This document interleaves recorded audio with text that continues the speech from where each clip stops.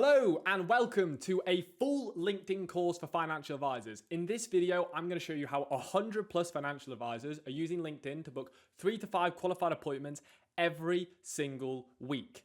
Advisors like Lawrence here, for example, who have used what I'm going to show you in this video to get LinkedIn adding him £11 million of assets under management in just 12 months. Or Samuel here, who's used what I'm going to show you again in this video, using LinkedIn right now. He's used it to add £8 million of assets under management in 8 months. Or Matt here, who's used it to add £5.5 million of AUM in 12 months, first 12 months of starting his practice. And I'm going to break it all down here in 5 steps.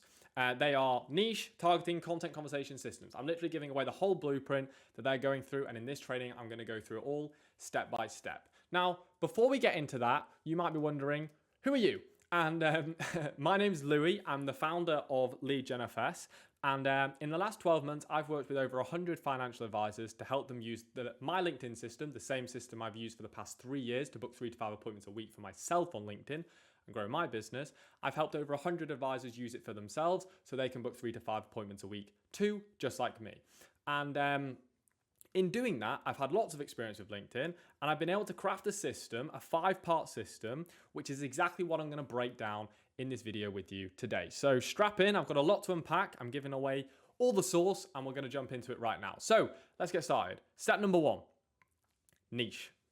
Now, before we even start going into what we're going to do on LinkedIn, the absolute foundational thing in order to have success is to identify a niche. Now, you might have heard online before many times like, oh yeah, you should pick a niche, you should pick a niche, you should pick a niche. But I don't feel like a lot of people really go into why it's important to pick a niche, and especially how to actually find the right niche for you, because it's not the same for everybody. So first of all, I'm going to say why, and then I'm going to show you exactly how we've picked niches for over 100 financial advisors and what niches work best on LinkedIn. So why should you niche? Right. So before we even get started with niching, I want you to imagine, right, that this circle here represents all the total clients, the entire market who are interested in financial advice, right? That's everybody here is in this circle, right? Now, the big problem with most financial advisors on LinkedIn or just in general is that they treat, like, I'm going to use it as a square because I think it looks a bit better. They try and position themselves for the entire market, when actually they only need a really small subsection of the market in order to be successful. Let me show you what I mean. Like, if you look at your LinkedIn now or what you're doing, you probably might not have a super dialed in niche or target market. You might just be like saying, oh, well, you might have a couple of clients who are solicitors, a couple of clients who are doctors, a couple of clients who are dentists, a couple of clients who are accountants, or whatever it might be, right? They're kind of dotted all over the place, right? They're kind of all scattered around this market. Well, the problem with that when it comes, like that's all good and well when you're just using client referrals because they're going to build trust for you. But the problem that creates when you're trying to go like and generate clients by using marketing is that that's also what every other financial advisor is doing, which means you look just the same as every other advisor out there. In other words, you don't stand out, which means if you can't stand out, they're not going to pick you over somebody else, right? And so that's the big problem with not being niche. Now, the reason, now when I say that, a lot of advisors go, yeah, that does make sense. I know I need to niche down, but I don't want to exclude people. And I completely understand it. But like, it's actually funny because the opposite is true, right? By being broad, you fit in with everybody else, which means when you market yourself, your message resonates with 0. And as a result of that message resonating with 0, you don't get any appointments. Whereas if you actually go and narrow it down and make it just the small people, that's how you craft a message that cuts through all the noise and actually gets people finding out about you. The best example that I always give people is I say to people, like, imagine that you have, I'm going to try and draw a microphone here, so bear with me if this looks really bad. But imagine if you're on stage, right? And you're in a room and you've got an audience of like 1 million people around you, right? This huge room around you of people, right? Now, imagine like if you didn't have that microphone and you had to shout to get everybody's attention in that room, right? It's pretty hard to do that because there's 1 million people there, right? That's kind of like what most advisors do when it comes to LinkedIn, right? Their profile is for everybody. They say they're a financial advisor, they blend in with everyone else and they shout and they try and get everyone's attention and no one hears them because it's really hard to get that many people's attention. So instead, what we do is like, you could, spend all the time trying to go around to each person and let them know who you are, but that's going to take ages, right? If you spend a minute per person, that's a million minutes. I don't really have time for that. So instead, what you want to do is we take that room of 1,000,000 and we just make it 100, or we just make it 1,000. And then all of a sudden, we get you up on that stage. It's like you've got a microphone because the room's so small. You shout, you get everyone's attention, everyone knows who you are. That's what niching does. So that's what we do. So like, if you imagine, all we really need is like just this cornerstone of the market. We just need this here. And that's how that's gonna allow you to stand out from everybody else, right? So that's why we niche down, is so that you can stand out from every other advisor on LinkedIn, right? Does that make sense? Cool. So now that you understand like why niching is so important and how if you're not niche, you're gonna blend in with every other advisor and kind of not stand out, let's talk about how you actually niche, because most people will never actually, they'll always talk about the importance of niching, that you should be niched, but they'll never actually explain like how. So let's actually jump into that. And what I want to say, one final thing I want to say before I kind of go into how, is if you're worried about excluding people, just remember that this is all about using LinkedIn to do it, to stand out from everybody else. Whatever niche that you decide after watching this video to go down on LinkedIn so you can actually start targeting people, whatever niche that's going to be, doesn't mean that you have to change your whole business and your whole book to be that group. It's just literally what you're doing on LinkedIn. And if you're worried that one of your clients might come to you and say, hey, I've noticed this that you're doing on LinkedIn. And I'm like, why are you doing that? Like, for all the advisors that I've ever helped, and me and myself being niched, we've never had that problem. Actually, we've had the opposite. We've had the opposite because the marketing's been so good. People have come and gone, oh, so you only work with lawyers. Can you help me? Right? The reason why you don't have to worry about excluding like your current clients is because this is how the conversation goes. Client comes up to you and goes, hey, John, like, notice that you're doing this thing on LinkedIn now that it says you're only working with lawyers. Like, does that mean you're only working with lawyers now? And you go, oh no, that's just a marketing campaign I'm running on LinkedIn. And they go, great. And then you just move on, right? So that's it. Nice. So now we know why to niche and how important it is in order for us to stand out. Let's go through how we actually niche down, okay? And or how we actually choose the right niche. And I say, when it comes to picking a niche, there are 3 things that you have to ask yourself in order to find the right niche for you, because it's not the same for everyone.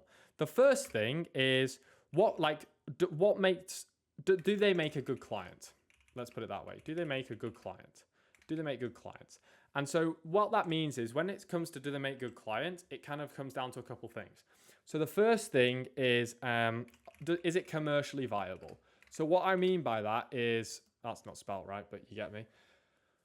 If I get this person on board, if I had a client bank that was only this niche, would it actually like make me money? Because believe it or not, it's obviously got to make you money in order to be a good niche.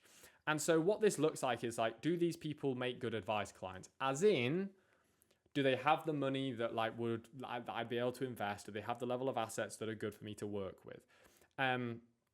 If they do, then like that's great. And you'd want to just make sure you've done this at the start, because you don't want to end up targeting a niche and then realize actually a lot of these people don't have a lot of money. So work that one out first, right? Once you've done that, that's like the first thing, right? Yes, they would make good clients. The final thing you want to check to make sure they're a good client is like, do they have a need or a problem? And this is really, really important. So a lot of advisors sometimes overlook this. They'll think like, oh, I know who really needs help, like this type of person or this type of person. And then they can end up picking someone who's not got an immediate problem that they need to solve. And the reason why this is so important is because unless they don't have like a pressing problem, they're not going to be interested in engaging with your advice. So you need to find someone who has a pressing problem that you can help them solve. So I'll give you an example, right? I don't know if you've ever done this before, but if you've ever been not like a little bit under the weather, but not like really, really ill, then you've probably not wanted to go to the doctor before, probably not wanted to go to the dentist before. Maybe you've been like putting it off or something like that. But then lo and behold, what maybe starts to happen is as you start to put it off, you start to get a bit more ill and then a bit more ill. And before you know it, then you become really ill. And then what do you do in that moment? You go, oh my God, I can't take this anymore. I have to go to the doctor, right? It's the same principle applies to anything that people buy. It's like if someone's got a financial problem, it might be just a little inconvenience. Oh, my pension's at that company. That's like really annoying. And then slowly they kind of educate themselves and they go, actually, that's a really big problem. Oh my God, I need to speak to this person about it. So ideally, we want to have someone who's already got this problem or this need. And that's picking someone who's like basically aware of their like financial situation. So this could be someone who's got like lots of income scattered all over the place, or they're like really high tax rate payers, or they are really stressed because they don't have a financial plan, right? We want to be looking or trying to identify these people. On the opposite end of the spectrum, people you don't want to target are people who are capable of already solving their finances. I know it sounds obvious, but it's like on the opposite end of the spectrum, targeting other financial advisors, well, they probably don't have a need because they can satisfy their own need, right? So you want to find someone who's like really in need of your help as well. And that's going to make sure they're a good client, right? That's the first step. It's basic, I know, but you can't miss it. Once you've done that, the next question you need to ask is, are they targetable on LinkedIn? That's not really a word, but you know what I mean. And what we're actually going to do when it comes to targetable on LinkedIn, we're going to cover this up here in step 2, targeting. But what I mean specifically by this is, number one, can I actually search for them? And what that means is, you want to be able to actually search for them on LinkedIn. And the other thing is, are they active? Right? Active. That's a big one as well. So they're the two things there. So the first thing is you want to be able to search them on LinkedIn. So I'll give you an example. Recently, we started working with an advisor who really wanted to work with divorce, like women who have just come out of divorce, who have just been through a divorce. And they obviously are great for this sort of reason, right? Because commercially they have the assets because they will have because they would have been like acquiring assets throughout their life. And then B, like, do they have a problem? Well, definitely something's just happened to them and now they really need help managing their finances now that they've been through the divorce, right? So like definitely they tick these boxes. But the problem is when it comes to LinkedIn, obviously people don't really like publicly display that they're divorced. So, well, some people might, but it's not very common, right? And so like when it comes to trying to search for them on LinkedIn, you can't like search on LinkedIn for people who are divorced. So it's a bit like, I don't really want to do that because it's hard to target them. So that's the first thing. You want to make sure you can actually search them. The second thing is you also want to make sure they're active, right? And the reason you want to make sure that they're active is so like they actually use the platform. Because obviously we're going to be using LinkedIn to target people, but if they don't use the platform, we're not going to be able to target them. And there's a really nice feature you can actually use to do this, which if you have Sales Navigator, I'll show you it now. You can go to LinkedIn Sales Navigator and you can build like any list. So I'll just show you like a quick one that I made the other day. But you can make like any list. And then there's a feature here which is like posted on LinkedIn. It will really restrict people, but this will show you people who have posted, I believe, in the last 30 days on LinkedIn. And that's going to give you an idea if that market's active or not. The other indicator as well is if they have LinkedIn Premium, or if their job stereotypically uses LinkedIn, like recruiters, for example. Right? Making sense? Cool. So they're active. And then final thing is, we've got, are they good clients? Yes. Are they targetable on LinkedIn? Yes. The final thing, which is the big thing, is, do I have experience with them? And this can be two types of experience. Number one, it could be like my past / network, or clients I've helped. And this is a really key, like this is super key. So when we get into the later, when we start breaking down content in step number 3, we're going to be doing a lot of writing proof-orientated content, or content that's from our own experiences. And so what that looks like is conversations you've had, results you've got, problems you've seen after speaking to somebody, right? And this all requires you to have some understanding and some expertise. And so you want to ideally pick a niche that you already have some understanding of, because that's going to really benefit you when you make content. To give you an example, right? Some of my best performing posts, if I just show you some of my best performing posts, I'll give you an example. A lot of my best performing posts talk about specific like advice terms, right? So if I show you like, if I show you like this one, for example. Like my best ever post, right? It's like they have a £4 million pipeline. It's about advisors, right? And this post got like loads of impressions, loads of comments. But like this is something that's unique to advice because I know that this is a really good number for financial advisors, right? Whereas if I put like, if I didn't know what this was and I tried to like obviously this is true, but like if I, for some reason, had a different client who wasn't a financial advisor, I tried to use their results, and I said that they got one client this month, and I was typically from a B2B background, one client might be huge in B2B, right? It could be like an 8-figure client, but in financial advice, it's not an 8-figure client, normally the one person, right? So if I was making this big post about like, wow, my client got like one client this month, it's been absolutely huge from the LinkedIn. It's not actually that great of a result, but it is for this, but it isn't for this market, but it is for another market. Same thing with this, right? So that's why it's really important to understand your niche, because then you can create content that's going to resonate with them. And so there's 2 ways to do that. First way is to look at your past experiences and past network. So if you're just starting out, or if you don't have any clients who are of a particular niche, then you can look at what past experiences do I have. So for example, one of the guys who we've just started working with is Ross here. I literally just started like a week ago. And Ross helps recruiters because if we look at in his profile when we go down, like he was a recruiter. So he has a pretty good understanding about the problems that recruiters have. He has a pretty good understanding of like what each role means and how to find them. He knows how to have conversations with them, and also he knows how to build trust with them because he can relate to them, right? So that's a really good way of looking at it. But then even if you don't have a past job, because I know a lot of advisors, like maybe if you're just starting out, advice is your first career or something, you also have a network of people who are doing different careers too, or usually you do.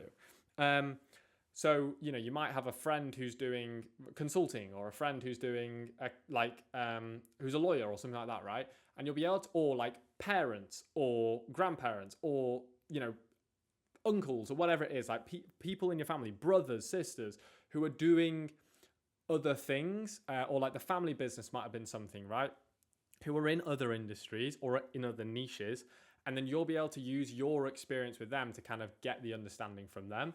One of the best things I did, like when I started with financial services, one of my first couple clients were advisors, but I also had one of my best mates' dad was a finance broker. So I was able to speak to him a lot of the time and ask him questions about the industry, so I could develop my understanding really quickly and then be able to craft content that resonates and stands out with everybody else's like generic stuff. So I would lean on either your past experiences or your network and find someone who like you can just lean on to ask a lot of questions to, and then you'll be able to use them to kind of niche down. And you'll be able to use them to write posts about, right? But ideally, you can use that. And my favorite one is my past experiences because it's really unique to you. But then the other best one to do is obviously clients that you've helped. If you've like found in your book, for example, that you have a certain amount of like, I've worked with a lot of engineers, or I've worked with a lot of lawyers, or I've worked with a lot of tech professionals, and they've been great clients for me, then like I would also look at niching down into that, because what you're going to be able to do when you get to content over here in step 2 is you're then going to be able to actually find able to find write proof related content, case studies about client results and things like that, right? Now, final thing, if for whatever reason you don't have these, then just use these. Like just look at, are they good clients? Are they targetable? And then just pick one and stick with it. And to be honest, the general rule of thumb we always say with niching, I'm going to put it in like this square here, is pick and stick. You do not want to do what I call niche hopping. It's like one of the worst things that you can do. Because let's say, right, you decide that you're going to go after lawyers, right?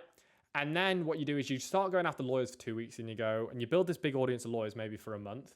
And then you go, I don't think lawyers was the play. I actually think maybe I should have gone after tech people. And then you hop to the tech. And then you're thinking, you do that for a month, you build an audience of tech professionals. And now it's like, I don't think tech was the play. I think actually I should have gone for recruiters. So then you go after recruiters. And then like the cycle kind of keeps repeating. That you want to stop. Because all you're doing here is just not being niche. You're just building a wide audience, but in stages.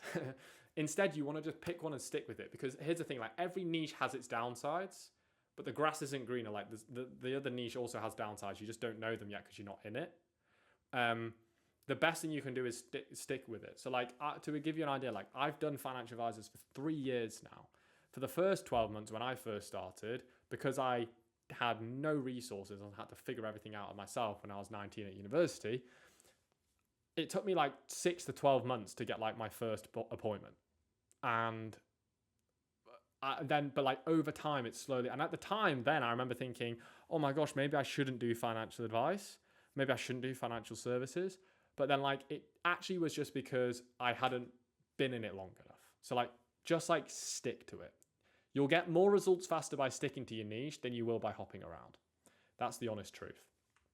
And then that's kind of like everything to do with niching. The only final thing that I was going to talk about is a general rule of thumb that we like to say at Lead Gen FS is that that's meant to be a stick person, by the way, you are your niche, right? And the reason we say that is because no one can be you. No one can like have your experiences, have your conversations. And so you are your niche. And so if you're in doubt about these things, look at unique experiences you have and build them from there, right? Make sense? Cool. So that's how to niche. We'll tick that off now. I hope by watching this now, you've got an idea of some niches. Now, some action steps you could do is, well, you can answer these questions by yourself, number 1 and number 2. But then for number 3, I would look through your client book or look at warm network you have, and then just go and ask people these sorts of related questions here, and then find a niche and lock it in. And then once you've done that, we can move on to the next steps, right? So that's how to niche down. You're going to now just pick your niche for LinkedIn, and it should be commercially viable, or a good client. They should be targetable on LinkedIn, and ideally you have some form of experience with them. All right, making sense? Very, very cool. Let's jump into step number 2 then, which is targeting, right? So step 2, targeting. So once we've identified that who our niche is going to be, who is that like client I'm going to go after, now we've actually got to like target those people on LinkedIn. And that's actually building our list. And there's a couple steps that we want to go through here when it comes to targeting. So I'm going to make a little blue post-it note here so we can separate it from the other things. And I'm actually just going to draw a line down here so we know that this section's completed. So there we go. Like there's our nice line to show us that we've done everything. Perfect. Maybe I'll do another line as well. That looks awful, but we get what we're doing. Right, there we go. So there we go. That's done now. So let's move on to targeting, right? So now the thing with targeting is there's a couple things that we're going to do for targeting. The first thing is we're going to build a list. And we can use Sales Nav for this, or we can use LinkedIn free. And I'm also going to put versus premium here just to show you the difference. And then the other thing that we're going to do is we're going to optimize our profile. Really important. So let's go through and let's go through and start by building a list, and then we're going to optimize a profile. So let's just jump in, all right? And we're going to start with Sales Navigator first, then we're going to go with LinkedIn free versus premium. All right, so let's jump in. So if I'm in LinkedIn here, you can see here I am inside of LinkedIn on the dashboard. The first thing I'm going to want to do if I'm building my list on Sales Navigator is I'm going to go to Sales Nav in the top right corner. I'm going to click leads up here. I'm going to click create lead list, and I'm just going to call this, test like that in big letters because it's not really one we're going to use. And then search for leads, right? And here we are. This is us now searching for leads using Sales Navigator. So what we're going to do here is we're going to use Sales Navigator to define our target market. So let's give an example of we're going after lawyers and we're going after like partners of law firms as an example. So inside of Sales Navigator, the first thing that I'm going to do, and I'm going to like blur the names that come up just so you know, is I'm going to go through the steps that I would use to target those people, but then I'm going to show you a way to do this to actually replicate your best clients as a list in Sales Navigator, because that's also a step that we do a lot of the time as well. So let's jump into it. So first of all, I should also say there are 2 lists that we're going to build. I'm going to put this here. There are 2 lists that we're going to build. The first list is going to be what we would call like your broad list, which is just like, I'm going to remove this after, your broad list, which is just like who I'm going to be connecting with every day. And then the other list, the second list, is going to be your more like your buyers list, which is people who are most likely to actually quickly inquire with me. So we're going to go and do those now. So the first thing we're going to do is we're going to start with the broad list. So if we go with the broad list, the way you want to do that, it's just generally who your market is. So if I'm going after lawyers, then there's a couple ways that you can do it. You can play around with the filters. But first thing, we're going to go obviously by country. So if I'm in the UK, I'm going to do United Kingdom. And then I also like to just set profile language to English, just if I'm targeting like English speaking UK clients, because it's just like something I like to do. And then the final thing I'm going to do is like, if I'm trying to do like partners of law firms, like realistically, they're only going to have 10 or more years of experience. So I'm going to put that there, right, as well. So now I'm getting like the more established people, right? And you can see here, so far we've got 11 million people who have more than 10 years experience in the UK and English speaking. So a lot of people, right? Next, I'm going to go to industry. I'm going to go legal services because I'm going after lawyers, right?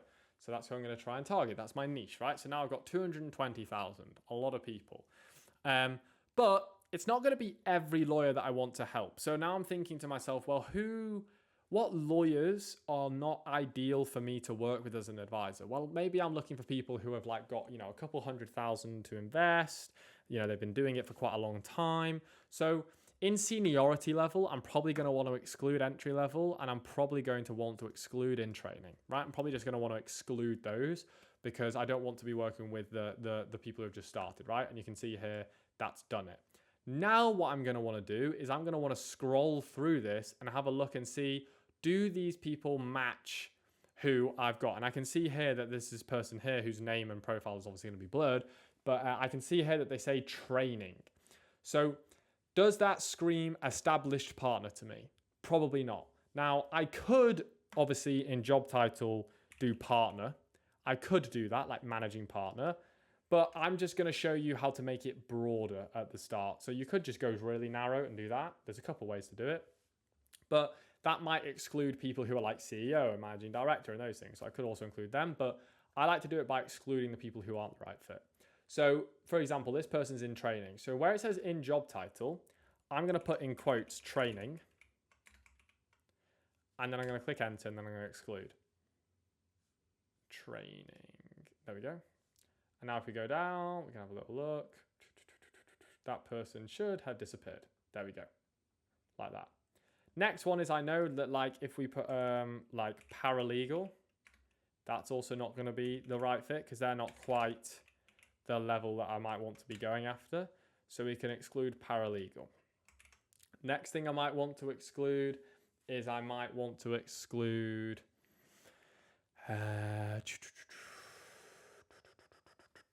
like I'm trying to think as well, like maybe apprentice, because people who are just starting out, right? Exclude the apprentices. There we go. Now we're getting quite a good level down. So this is good. This is good. Now we've got now the problem that we have is we have people who actually aren't lawyers coming in, like this person who's head of talent. So what I would do there is just go function legal and activate that. And that's going to now just show me all the people who are actually lawyers. And now we've got all the people who are lawyers. And now the next thing is, it's like, what else I want to exclude is like this person here, we can see they're a founder, but they're only about 3 months in. So they're a 3 months founder. So they're a brand new founder. So probably not going to be the ideal client. So again, I might want to just now go in current job title and do like partner. Or actually I'm going to do it in quotes. So then it shows me in all the profiles, the partners. There we go. So now we've got all the partners. And now it's not going to be all the partners. It's not going to be crystal clear. You might want to even exclude like the legal function now because it might broaden up a bit more. But you see here now it's kind of broadened it out a little bit more. But like this is all pretty good now, right? I've done like got a pretty good result here. 32,000, not bad. I'm trying to get this to about 10,000 ideally. And the reason why I want to get it to 10,000 is just purely because that gives me quite a large pool of people to go after. So that's what I'm going to do there. And then I'm just going to keep playing around with these basically until I've kind of got quite close. So like another one is company headcount. Like maybe I want people who are in law firms who are a bit more established. So maybe I can just choose the more established law firms, get rid of the people who only have 1 to 10 members of staff. Again, like this is why, can you see now why it's really important to know your niche? because the more you know your niche, the better you'll be able to craft a broad list that's more specific to who you want to help, right? So that's how you do that there. And then once you've kind of selected the features that you're happy with here, another feature you could do is like, let's say I'm looking for partners who are more likely to retire, then I might want to go years in current company, 6 to 10 or more than 10, because typically I've found if people are looking to retire, then they are like staying in a role longer. You don't normally get people who are going to like,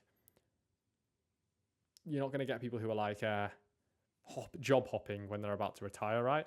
But I can still see here that like there are some people here who look on the younger side who maybe aren't looking to retire. So maybe I exclude the 6 to 10. They've been in the company now for just a really long standing time. And you can see here, like this is now getting us to these people who are a bit better. More, when I say better, like, you know, more of the fit that I want to work with. And then trying to think what else I could do. Yeah, I suppose that's really it. And then maybe I could turn on this function, like, but you can see I've got 12,000 people here. So like these are all going to be pretty good. So that might be my broad list, right? And now what I do here is I just save this up here and I pop it into a doc. So that's my broad list. Now the final list that I'm going to make here, so I've kind of like made my broad list. So I can tick off there. I've now got to build what's called my buyers list. And then I'm going to show you how to do this on free. So buyers list, like how do I build a buyer? Like what is a buyers list? A buyers list, what you want to do is you want to take, I'm just going to go down here, is you want to look at like a client who you've already had in this niche. So you want to look at a current client. This is really bad, but like this is a client, right? And then what you're going to do is you want to use LinkedIn. Let's do that. You want to use LinkedIn to clone that client into a list on Sales Navigator, right? So that's how you're going to do it. So what that looks like is, let's say I'm using me as an example, right? My profile. I'm going to look here and say like, I want to work with more people like Louis here. So what I'm going to do is I'm going to go to, and you would do this for your client. So you're going to look here, you're going to scroll down and you're going to go, okay, well, they've had their company for like 3 years. So I'm going to go to Sales Navigator and let me just exclude all these. Let me get rid of all these. So then we can maybe chop this out just so it's a bit faster. But I'm going to go to Sales Navigator. I'm going to make sure the geography here is United Kingdom because that's where my business is based. Or that's where, like, I'm just like modeling it exactly off like what I'm trying to do, right? So I'm maybe trying to help UK. And then I'm looking at what do I say is my title? I say founder. So I'm going to go here and I'm going to go into where it says current job title. I'm going to put founder. So now, boom, I've got founder. And then I said I was in my company for 3 years. So I'm going to go years in current company, 3 to 5 years. Bang. There we go. English, more than 10 years. United Kingdom, 3. So now this is getting people who are a bit closer to me. And then it's like, oh, what industry is Louis in? Oh, well, Louis is in like the marketing industry. So I'm going to go to industry. I'm going to go to marketing and make sure I put that in there, marketing services. And you can actually like when you're on the person's profile, you can actually hover over to see what they're actually like, what it is. I'm pretty sure mine's down as marketing services, but that's how you would do that there. And then the other thing that I'm going to look at is like, what's the headcount of the company? So if I look into here and I look at the headcount of the company, I know my headcount, so I'm just going to put it in. My headcount's 7. So that's not actually an option on LinkedIn, but it would be 1 to 10 in this respect. So there we go. Now I'm getting those people, right, who are founders, 3 to 5 years in marketing. Maybe I'll also add like advertising as well to make sure that like all the marketing ones come up. So there we go. So now that's like people who are a lot closer to me, basically, and what they do. Or the other thing I could do is I could just search for like people who also help people with LinkedIn, as an example. The point is I'm trying to like look at my client and copy them as close as I can. And like, even if this list is just a couple hundred people, it's really relevant because the chances are that client that you have, whether they've struggled with like what problems they have, what experiences they've had, what they wanted to come to you for help with, it's likely that all these people on this list also experience that. So then what I'm going to do is when we get to messaging, I'm going to show you what to do. But you're going to message them like a case study of helping this person. But because you've literally made the list exactly like that person, the chances are it's 100% going to resonate. So that's the buyers list there, right? So that's the other type of list we're gonna make. Once you've got your 2 lists, then it's a case of like now optimizing our profile for our niche and things. Now, before we get into that, I'm just about to get into that. Just about to get into this. But first, I just want to show you how to build a list on LinkedIn free, right? So if I'm on LinkedIn, I'm going to click in the top left, go to LinkedIn. I have a feed blocker on, which is why I can't see my feed in case you're wondering. But then I'm going to go to search up here, and then I'm going to search for people. And so the way I'm going to do it is I'm going to start by going whatever. So like, let's go with the law. I'm going to go lawyer, and then all in capitals and partner. And now that's going to show me both lawyers and people who are partners, right? So I'm going to search that. Then I'm going to click people here to make sure it's showing me people's profiles. Then I'm going to click second, and then I'm going to also click third here like that. And now that's going to show me like people who I'm not connected with who are lawyers and partners, right? Now, once I've connected with the lawyers and the partners, once I've got that list up, and I'm going to go locations, make sure it's the location that I'm targeting. So if it's America, I'm going to do America. If it's the United Kingdom, I'm going to do United Kingdom, you know, blah, blah, blah. And then I'm going to go on all filters here. And then you can have a little play around with this. But it might be that I go like industries, law, legal services, boom, show. Just to like make sure it's definitely those people. And then this is about what I've usually got to work with here. So then these are all going to be the people, and then I'm going to connect with them. Now, obviously, the downside of not having Sales Navigator is that you don't know who's like got the years of experience, things like that. So you're just going to have to be a bit more manual. And then if you're doing this completely for free, so there's free, because there's free, there's premium or business, we call it. That's actually what it's called. And then there's Sales Nav. Sales Nav gives you everything. You can have a look. That's what I was using before. Premium lets you see as many of these people as you want. If you're on LinkedIn free, like you don't pay for LinkedIn at all, then you'll be able to only see a certain number of these profiles every month. And then it will limit the amount, and then it will only show you the top 3. So they're your limits. What we typically say to do, if you're in doubt, start with free and then work your way up. So like when I was at university, for example, I didn't have any money because I was a university student starting a business. I started on free and I used LinkedIn free for 12 months. And then when I got my first couple of clients, I used that money to pay for premium to help me get more. So that's what I would say to do. Cool. So that's how to build lists. Now let's work on optimizing the profile, right? So this is one of my favorite things to do, right? So now, like if you imagine we've got our list ticked off, boom. Now we've got to optimize the profile. So what do we do when we optimize the profile? So when we're optimizing our profile, there's a couple things that we want to do. The first thing is we want to have a headline. And the headline, if I show you on LinkedIn, is this little bit here, which I'm highlighting. We also want to have a banner. We also want to have a profile photo. And we also want to have a featured section. And then about is like I call it like a meh. It's like I don't really read any people's abouts, I'll be honest. But yeah, these are like the main ones for me, really. And then also there's the premium features as well, which I'll go through in a second. But let's talk about this. So first thing is headline. So headline is, as I showed you before, this bit here. And the template that I like to use for headline is really simple. It just goes like this. Helping, and then it's niche, get outcome they want.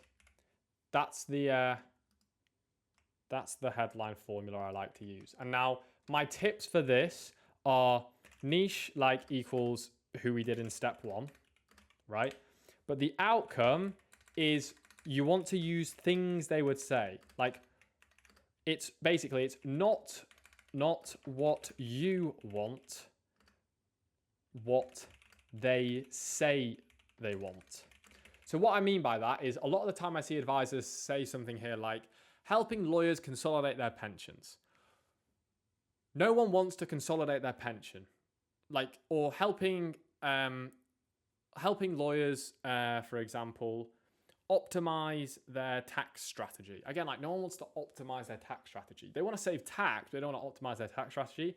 So instead, you want to make it about things that they say. And the best way to do this is to literally make it like look at like things like actual things that your clients say, like actual quotes that your clients would say, and then use those things in your headline. So for example, like building wealth, saving tax, being financially organized, being financially free, having financial peace of mind. Like all these things are really, really important.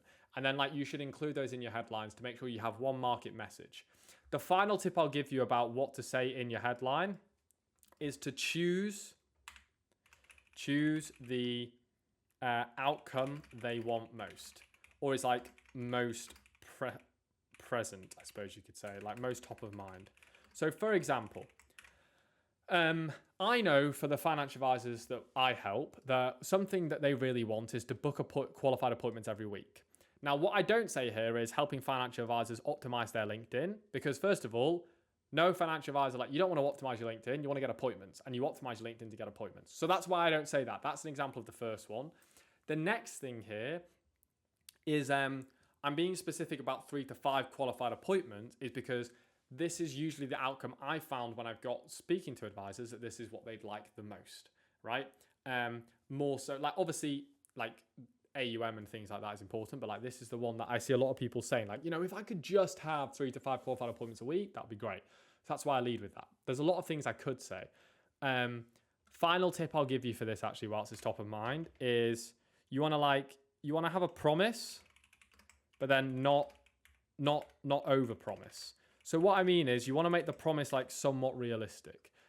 Basically, like the reason mine's 3 to 5 qualified appointments a week is that's because we've literally helped tons of advisors do 3 to 5 qualified appointments a week, right?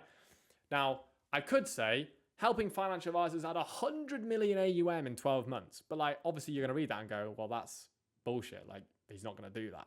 And so like we want to make the promise attractive, but not over promise. And so that's what we do here, right? And then the final things that I like to add, as well as this as being my headline, final thing is I like to then do a vertical line like this, I don't know what they're called, and do some sort of social proof. So this could be like X plus clients helped, or X plus years of experience, or it could be, you know, if you're like if you've been featured somewhere, if you're a top rated advisor or something like that, right? That could go there. And then the final thing that I like to do on top of it, social proof, is make it then do like what your like title is, because I just want it to be blindingly obvious. So I would be like, you know, financial advisor, and then wherever you're a financial advisor at firm name. There we go. Like that's an example there, right? So that's what to do with the headline, right? So let's just go and tick that off up here, right? So that's the headline. Tick, boom. So once you've done the headline, the next step is to then do your banner. And the reason we do the headline first is because the banner is then going to be an abbreviation of kind of what's in our headline.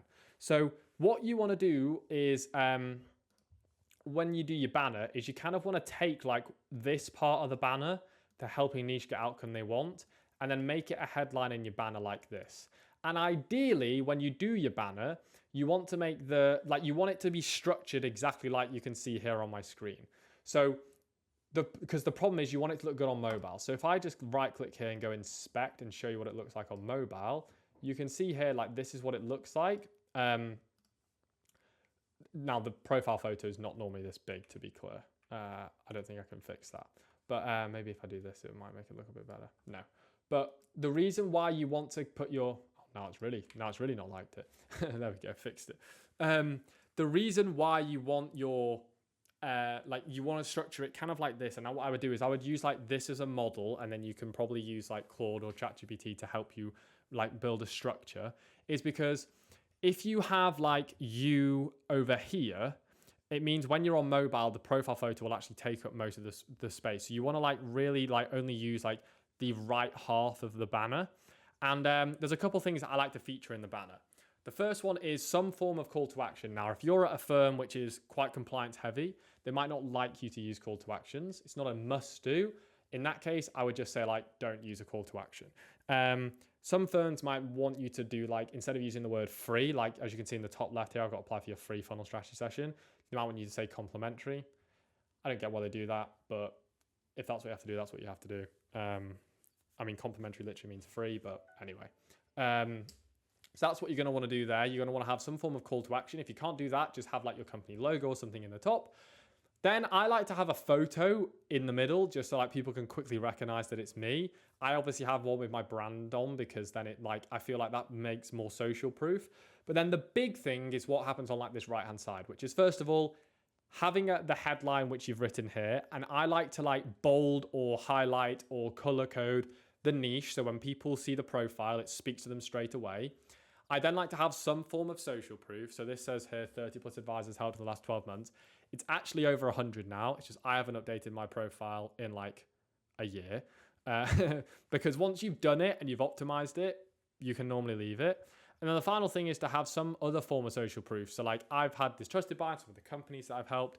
You could also have like featured in and then put some things you've been featured in, some magazine, things like that.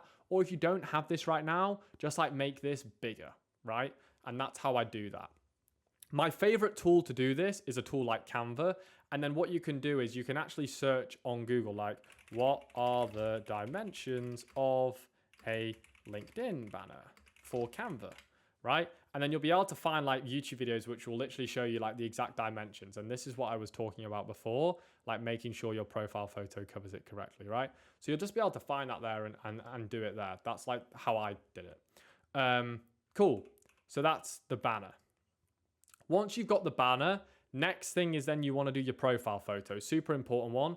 You want to have a professional looking profile photo. Another thing I see advisors do is their LinkedIn will be like a photo of them at a wedding, or their LinkedIn will be like a photo of them, you know, like on the beach or something like that. And the problem with like that is it just doesn't give off the best first impression. I always say like, when you go and meet a client in person, you normally make yourself look presentable. You know, you might put on a suit even or something like that. Your LinkedIn profile is the digital equivalent. And so if your profile photo is you like, you know, like having a beer or something like that, if that's not the impression you would meet your client at for the first time, remember, because people will judge you for this for the first time, then like don't make it your profile photo, right? So instead, the profile photo I recommend is you get a headshot and then you pick a color and then you use it as your color. Oh, that's something I forgot to mention for the banner. For the banner, I like to have 2 colors or 3 colors. I like to have a primary color, a secondary color, and then like white as my text color. And so here, my primary color is like this blue. My secondary color is like this darker black. And then my tertiary color is like this white for all my fonts and texts and things like that, basically. So that's how that works. And then what you want to do is you want to take this color here and make sure it's the same and do it, and then have a profile photo and make that the background. Again, like really easy thing you can do to do this. Use Canva, it's completely free, and you can get a 500 by 500 square. Put your profile photo in it. If you don't have a profile photo, easy way to do it is really simple. Take your phone, do it like get a decent lighting, maybe stand in front of a window, take a selfie or something, like a professional selfie. That doesn't make sense. You know what I mean? Like a decent looking selfie where it's like straight, upload it into ChatGPT and then ask it to make it into a headshot. And then ask ChatGPT to give it the color of whatever the color is on your banner.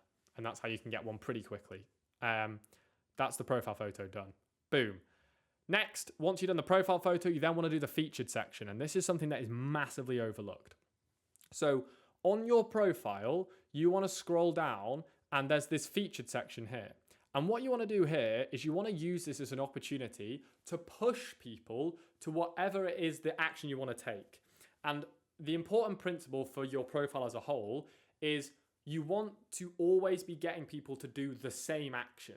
So you see how up here I have apply for your funnel strategy session. I have this visit my website. When you get onto the website, it says apply for your funnel strategy session. When you go to this link, it says apply for your funnel strategy session. You want to say the same thing everywhere. What you don't want to do, which I see a lot of people do, is you don't want to say like, go to my newsletter, book a call, buy this thing, subscribe to my community, download this lead magnet. Like, because if you do all these things, the prospect goes, what step do I do? Whereas if you have one step, it's like, oh, I just have to do that thing, right? It makes it much easier. The example I always give, it's something called the fallacy of choice. Or what I don't know if it's actually called that. No, it's not called that. Made that up. But it's like analysis paralysis, I suppose is the best way to think about it, which is like, if I only have one choice, then like, I'm just going to choose that thing. Whereas if I have like, 5 different things that I can choose or 6 different things I can choose, then I become scared of making the wrong choice. And so a lot of human beings just don't make a decision at all. And so we want to avoid that. And instead, we just want to give people one clear thing that they can do. And so that's why I make the profile all about one thing. I always tell a funny story to my clients, which is like, I remember one time, like, so I'm 22, I've been with my girlfriend for like 6 years. And one time, like, I remember, like, she always likes me, like, before I go and see her, she always wants to make sure that she has some, like, sweet treat or something like that, right? And before I go and, like, I'll always be the one who has to go to the shops to get it, right? And so I'll go and she'll say, oh, just, like, pick whatever you want. That's, like, the worst thing that that my girlfriend can say to me, because I don't want to make the wrong choice. So I always imagine, like, so I walk into the shop and then I'm like, what on earth do I pick, right? Like, because I don't want to pick that thing because that could be wrong. I don't want to pick that thing, that could be wrong. And then I end up calling her a lot of the time, and finally she'll just tell me to pick this one thing and I'll pick it. But I always imagine we lived in a universe where it's like, oh, can you pick me up something sweet? And I walked into the shop and there's just chocolate. And it's not a brand or anything like that. It's just chocolate. And that's the only thing I can buy. I'm just going to buy it. Like, boom, split decision, because there's only one thing to choose to do. That's what you want to do with your featured section. And that's what you want to do with your whole profile. Specifically though, in the featured section, we're going to be adding a link and then a little graphic like this. So what you want to do here, my recommendation, is you want to click add a link, and then you want to paste in your Calendly or whatever you use to set up and like book appointment, like whatever you use to take appointments. You want to put that in here. So if I just use my website as an example, legionfs.co.uk, that's what you want to do here. And then what you want to do is you want to title it, book your free wealth consultation, or book your free thing. Or it could be book your complimentary, if your compliance department are difficult, book your complimentary wealth consultation, right? But your no cost, no obligation, zero commitment, fee free, blah, blah, blah, whatever, right? Put that in as the title. And then the final thing you want to do is have a thumbnail. Again, if you're not sure what to do for the thumbnail, you can just like model what I've done here. So I just like to have a little graphic which says, apply for your free funnel strategy, or apply for your free thing. And then again, like all I've done to know what this is, when I did it like 3 years ago, is I've just searched, what are the dimensions of a LinkedIn featured section thumbnail? And it will just tell me what it is. There you go. Boom. 1200 by 627 pixels. So that's what you do. And then what you do is you add the thumbnail, you upload it, you click the link to make sure it works. Very important. And that's now like a massive button on your page which prospects can use to book appointments. Tick. Nice. Once you've done the featured section, final 2 things on the profile, then we're going to move on to step 3, content, which is very exciting. The premium, the premium features. So if you upgrade to premium business, which is the one that, well, we actually have Sales Navigator, but most of the advisors that we work with have premium business, then what you're going to do is, and it's not a necessity though, because you can use it without, but you'll want to make advantage of the premium button on your profile. So if you go to your profile, you can see here, I have this visit my website button. That's what you're going to want to do. So you can actually click edit here on this pencil, scroll right to the bottom, do it. Again, like if you want people to book an appointment with you, then you want to say up here, book an appointment. The feature says book an appointment, it goes to your Calendly. So where do you think this button will direct people to?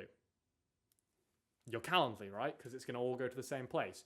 So the premium custom button you want to activate is book an appointment. You want to put your Calendly link in there to make sure you've got the appointment there. And then like that will be here. And the reason this is so cool is because it actually appears underneath your name on every single post. So it always means whenever people see your post, they're one click away from booking an appointment, which is like really good for conversing. So that's there. That's the final thing.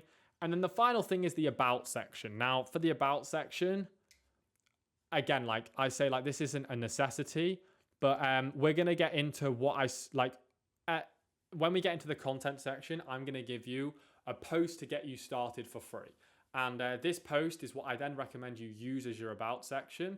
It's modeled very closely off my about section here.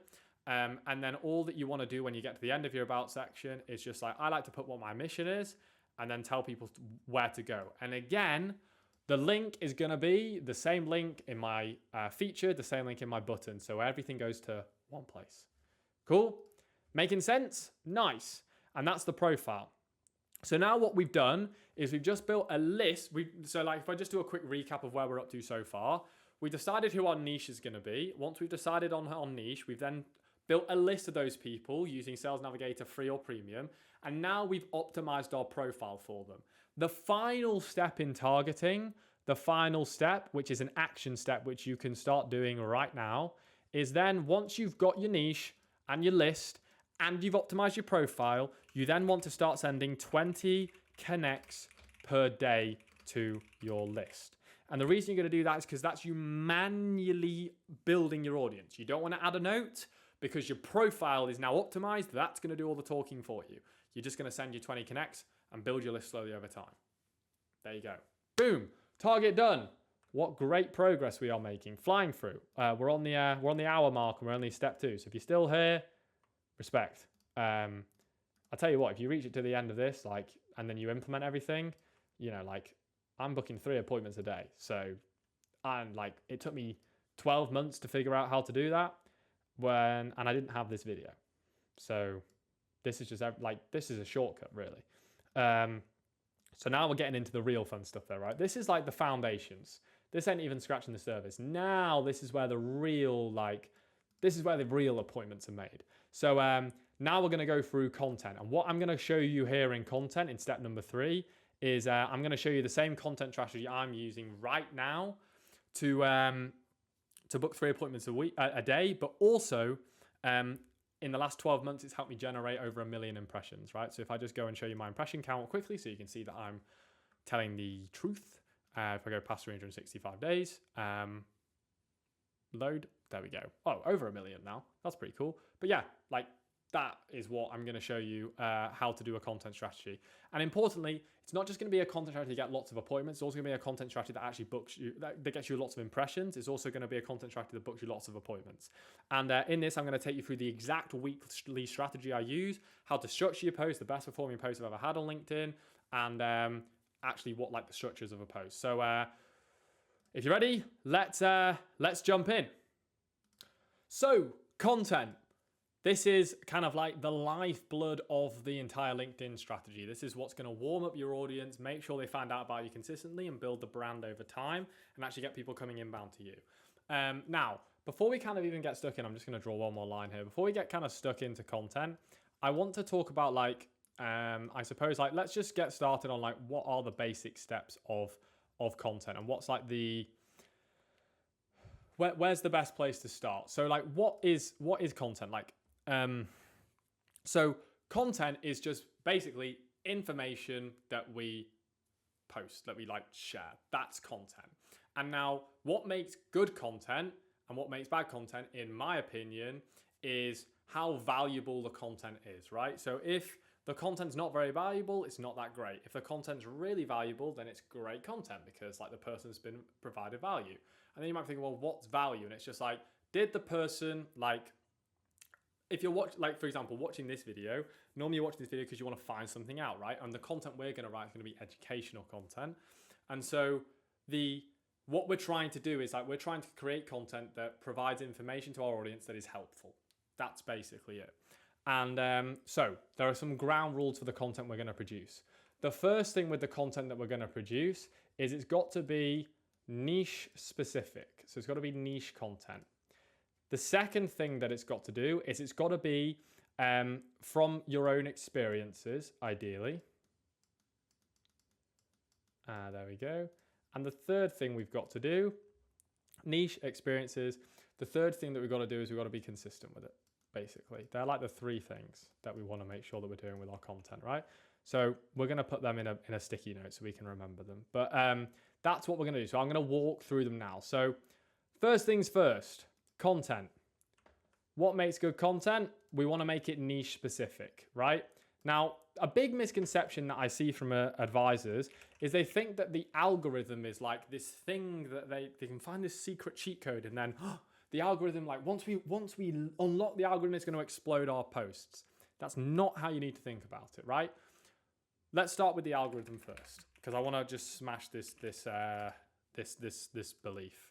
So how does the LinkedIn algorithm work and what to do that? Now, I'm going to give you the honest answer. I don't think anyone actually knows, apart from the people at LinkedIn, what the algorithm's doing. And I don't claim to know what the algorithm's doing, but I do know how to write content that the algorithm likes, right? Now, how do I know how to do that? Because when I go to write content, you have to think about what does LinkedIn want?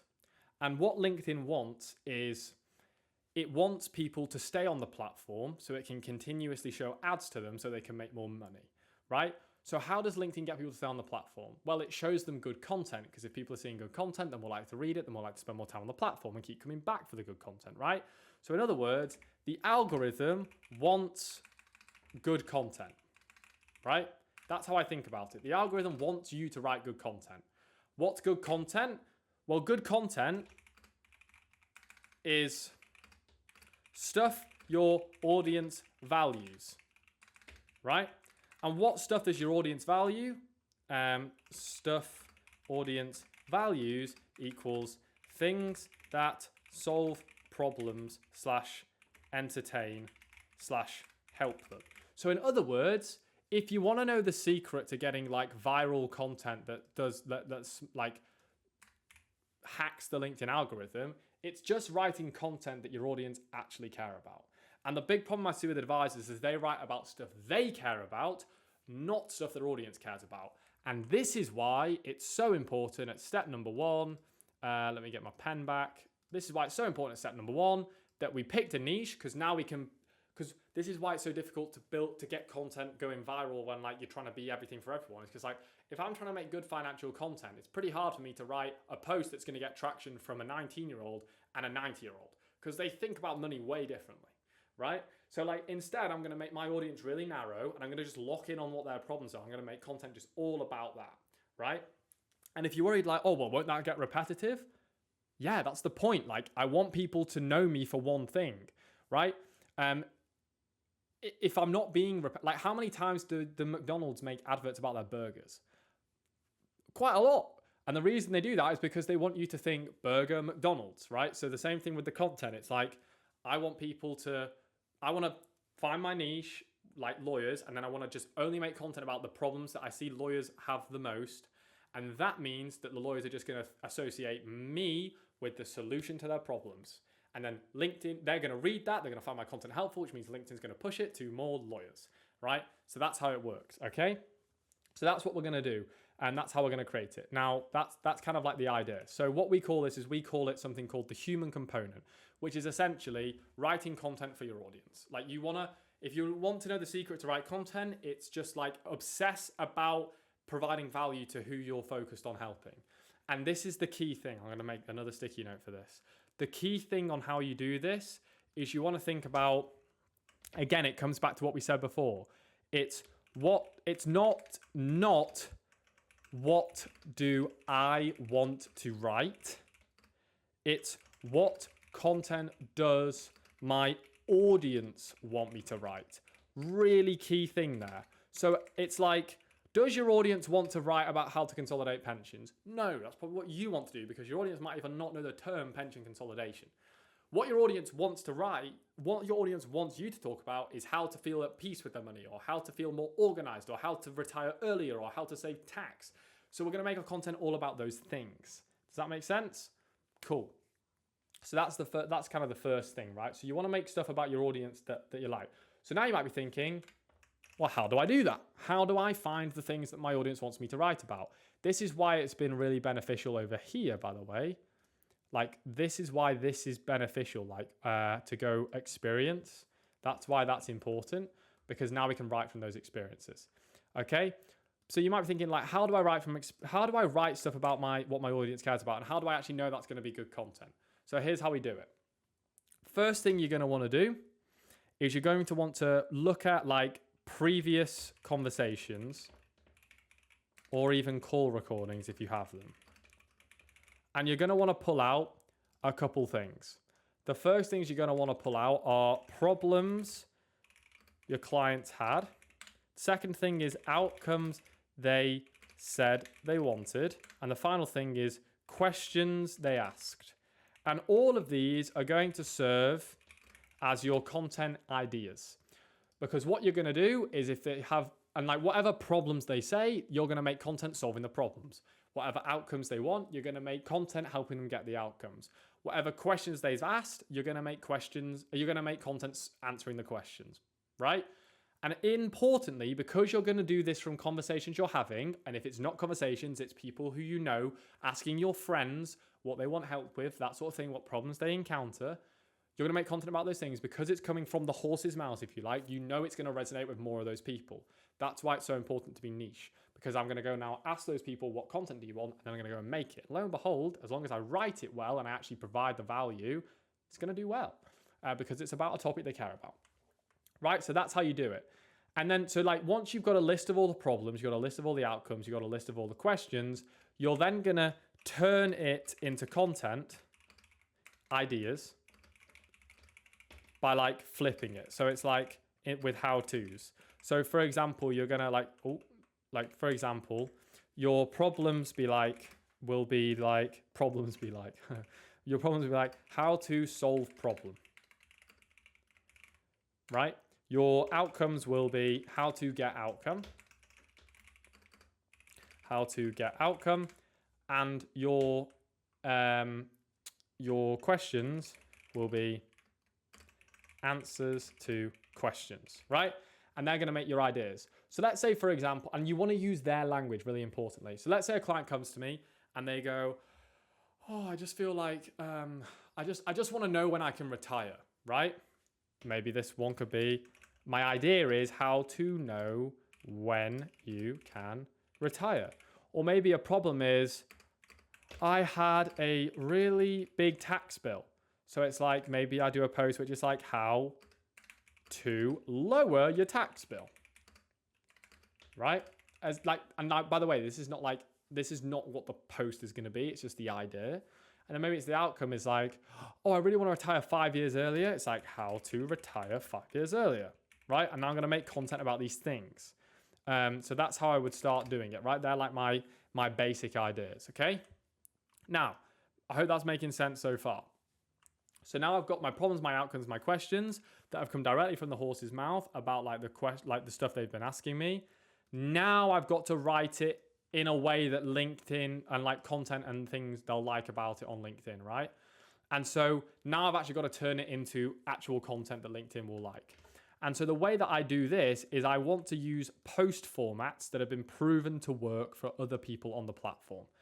So another problem I see advisors make is they get really excited. They're like, oh, yes, I've got some great content ideas. Woohoo. And then they just start writing stuff. And the problem is like, writing is a skill and like there's well-written stuff and there's bad written stuff. For example, you could pick up a book and it could be about a really interesting story, but if the person like can't string a sentence together, you're not going to read it, right? So we want to be able to write about things in an engaging way. And that's a really hard skill to develop. But luckily, there's already loads of other content creators on LinkedIn who have developed that skill, who we can just take their formats and then apply our own ideas to. Now, very important disclaimer here. I'm going to put it in big letters here. Do not copy posts. Don't do that. That is not how you build a trusted audience, because you're, number one, it's just like wrong, because like, why copy someone? It's just like, but like, you wouldn't want someone to copy you. Number two, like, you're not learning the lessons. You're not actually learning and developing the skill. It's like, even if it works, you're not going to know how to like do it again. So it's kind of just like pointless. But you don't copy post, but instead you want to look for the viral format. And luckily for you, I have found 5 pretty consistently across LinkedIn. So the first one is how-to/how I.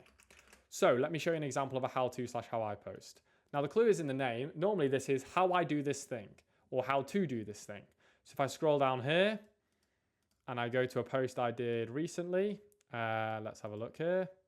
Here's a how I post. Let me just load it up. How I set up my office for maximum focus. 12 months of experimenting. Scroll down. 58,000 impressions. Pretty good post for me, right? Now, that's like a how I post, because I say, here's how I do something, and then I just say how I do it, right? That's how I do it.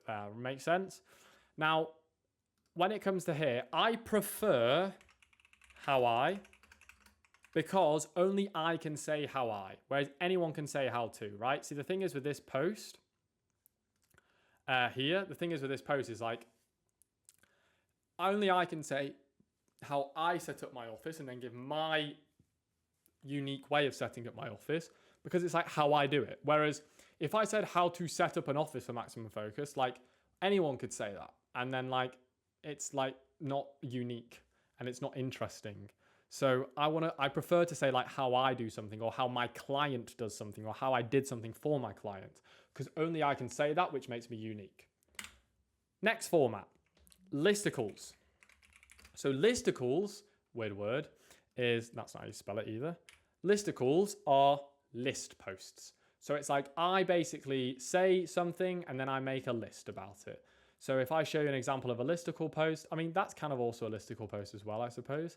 But let's see if I've got like a better one that I can show you. But like essentially what you want to do with a listicle post is you just want to list a bunch of stuff that's kind of valuable. So let me see if I can show one. Here you go. Like, the only way to reach £100 million of AUM, like this is a sarcastic post, but then I just list a bunch of things, right? That's a listicle. Now, listicles do so well on LinkedIn because like humans just love lists basically. So I just like, everyone loves a list and they like to just see what it is. So basically you say like how to do something and then you just like, or you talk about something and then you list it. So for example, it could be like,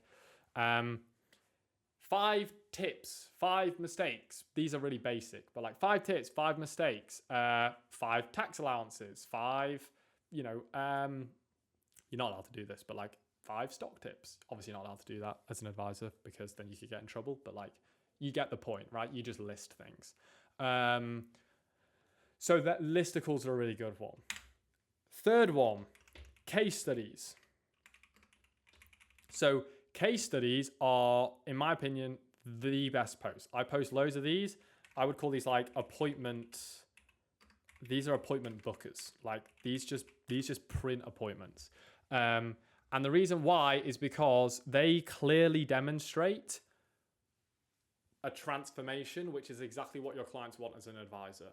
So a case study post is when you say, here's my client, here's the situation we were in, here's the result they got, here's how we did it. That's basically a case study post. Some tips for case study posts. I'll show you some I did recently. Here's a case study post that I did recently about one of our clients who just joined our program, right? So I say, last Thursday, I got a message from my financial advice client. He's been using my LinkedIn system for 2 weeks. He's booked 7 appointments. Here's how.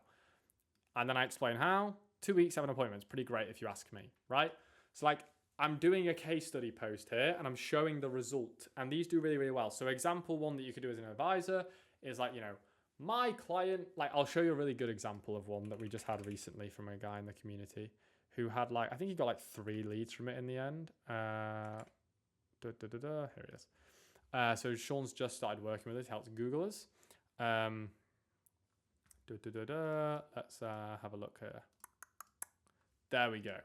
So this one here, he made this post. My Google client pulled 185k from invested shares and HMRC paid them 38,000.6 for the privilege, right? Here's exactly how we did it. Case study post, right? And you can see here, got like 110 likes, 15 comments, 2 reposts. And yeah, like I'm pretty sure he got like 4 leads from it or something like that. And he got like 60,000 impressions, like just blew up. It's because it's a case study post. Again, like, look, it's written from his experience. Only he can say that. It's about a specific thing, but it's also about a client case study. So these posts, I'll say, are harder to write, but they're worth the effort because they book you appointments when you get them right. But the way you basically do it is it's like a before and after. Before and after transformation. So think like, I was once really overweight.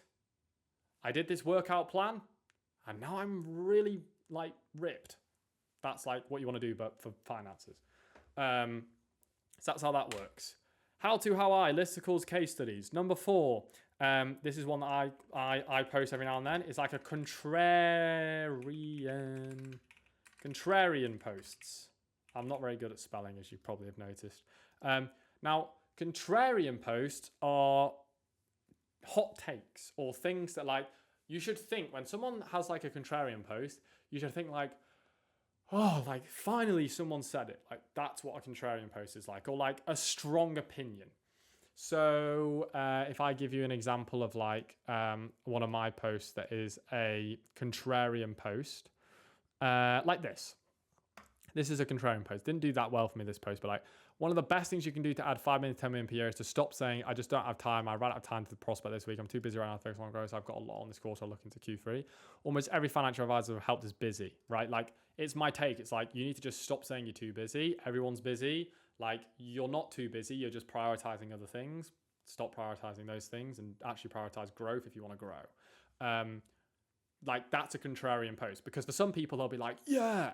For some people they'll be like, how dare you say that, right? But that's the point. So this could be like, here's a big mistake I see people make with their money, or like, here's what I believe people should do with their money, or things like that, right? They're always quite contrarian, as an example. There we go. Cool. So that's like contrarian posts. Next up, final one is lead magnets. Lead magnet posts. These posts absolutely explode for me. Now, you might, like, if you're watching this video right now, you might not be able to do it because you actually need a lead magnet. But if you're not sure what these posts are, essentially lead magnet posts are posts where I say, I made this free thing, comment below and I'll send you this free thing. That's what a lead magnet post is. Here's how to like do one. So if I go to my profile again, I'll show you like my best performing posts are all lead magnet posts, but because you just like, they just explode. Great. LinkedIn's just decided that it doesn't want to work. There we go. Now it has worked. Okay. So here's like a lead magnet post. So my favorite way to do lead magnet posts is to say, my client got this result. Want to know how? Send me a connection request, comment a word below, and I'll send you a free resource showing you how. And then I do a photo which has got proof in it, which is like, here's the proof of what I'm saying is true. And then people just comment. So you can see this one got like 480 comments. There's people going leads, right? But the reason these posts do so well is because when someone comments, it then shares it with their network. So you get like this compounding effect, like this exponential growth. Because I'll say like, and like the important thing here is to call out who you want in the hook. So like the hook is the first 2 lines of a post. I want to call out my financial advisor client who's, 27, has a £4 million pipeline this month. Guess who's going to stand out to this post? Well, financial advisors. And then who's going to want the resource? Financial advisors. And then who's going to comment? Financial advisors. Who are they connected with? More financial advisors. So if you're like doing lawyers, it's the same. If you're doing like sales professionals, it's the same. So that's like lead magnet posts. And then all you do, really simple, it's like when someone comments this, you would then like give them a like, connect with them, send them the resource, and then come back and reply and just say, hey, there you go. There's the resource. So that's the final one, lead magnets, right? So they're the post formats. So now basically what you want to do, now we've covered the post formats, is you want to go look at this and like it's actually this. So you want to look at your ideas, so your problems, your outcomes, your questions, get your posts, and then all you're going to do is you're going to take an idea and write it in one of these post formats. And if you're really stuck on like, I've got my ideas, but I just don't know how to write these formats, let me show you a really quick trick. There we go. I couldn't get my words out. Go to my profile, look at the posts I'm doing, and then like take my structure, but use your words and stories. So for example, if I was writing this for a lawyer, I might go, like I was an advisor targeting lawyers. I might go, last week my lawyer client had a 2-hour appointment with me. We built their financial plan, and they saved £32,000 in tax. Here's how. Context: the financial plans are part of the service I use to help lawyers retire financially free. Anyway, this one lawyer started using it by what you did. We got it set up, £32,000 in tax savings. Not a bad start, if you ask me. So I mean, like I'm just taking my structure, but I'm just putting in my info. That's how you want to do it if you're really stuck. So there you go. Hope that helps. So that's like the basics of content. Now, the final things that I want to go through with content are how to actually, like, the basic anatomy of LinkedIn content, basically. So like structure of posts. And then the final thing we're going to go through is the golden content tip. Oh, and then also, yeah, we'll get to it in a second, right? And then the final thing is, we're going to make a note of this here, AI. Oh, there we go. So structure of posts, right? So there are 3 parts to any LinkedIn post. You've got the hook, the value, and the action. Now, the hook is the first 2 lines of, or like the bit people see before the more. Now, the hook is the most important part of the post. So if you can see here, like, can you see this? Last week, my financial advisor, that's the hook. And then if you click more, then it goes into the value. This here is the hook. This here is the hook. This here is the hook. This here, hook, right? The hook is the most important part of any LinkedIn post. And the reason this is because you could have the best post in the world, right? Hands down, it could be the best piece of content that you will ever write in your entire life. But if you have a bad hook, no one will ever get past it. No one will ever read it, right? So you want to spend all your time on the hooks. To put this into perspective, we recently ran some adverts on Facebook, and we were spending quite a lot of money every day. And one of the adverts, we put 2 adverts live. The only difference is I did a different first 5 seconds, or I changed the hook. So everything about the advert was the same. The only difference was the first 5 seconds of each ad, right? So if you imagine I've got like this ad and this ad, the exact same. I've just done a different intro, a different hook, a different 5 seconds at the start. Now the first ad that I did was just a hook I came up with on the spot. And it got leads for £20 a lead. Not bad. Like, I'll happily take leads at £20 a lead. The second hook I did, I took my best ever hook from my LinkedIn content. So I looked at my best ever post and I took that hook and I used that hook for the ad. That ad got leads at £1.97. So I 10x'd the amount of leads that I got just by using a hook that was good. Like, and changing the first 5 seconds. Like, that's the power of having a good hook. Just put that into perspective. So now you might be asking, well, how do I write good hooks?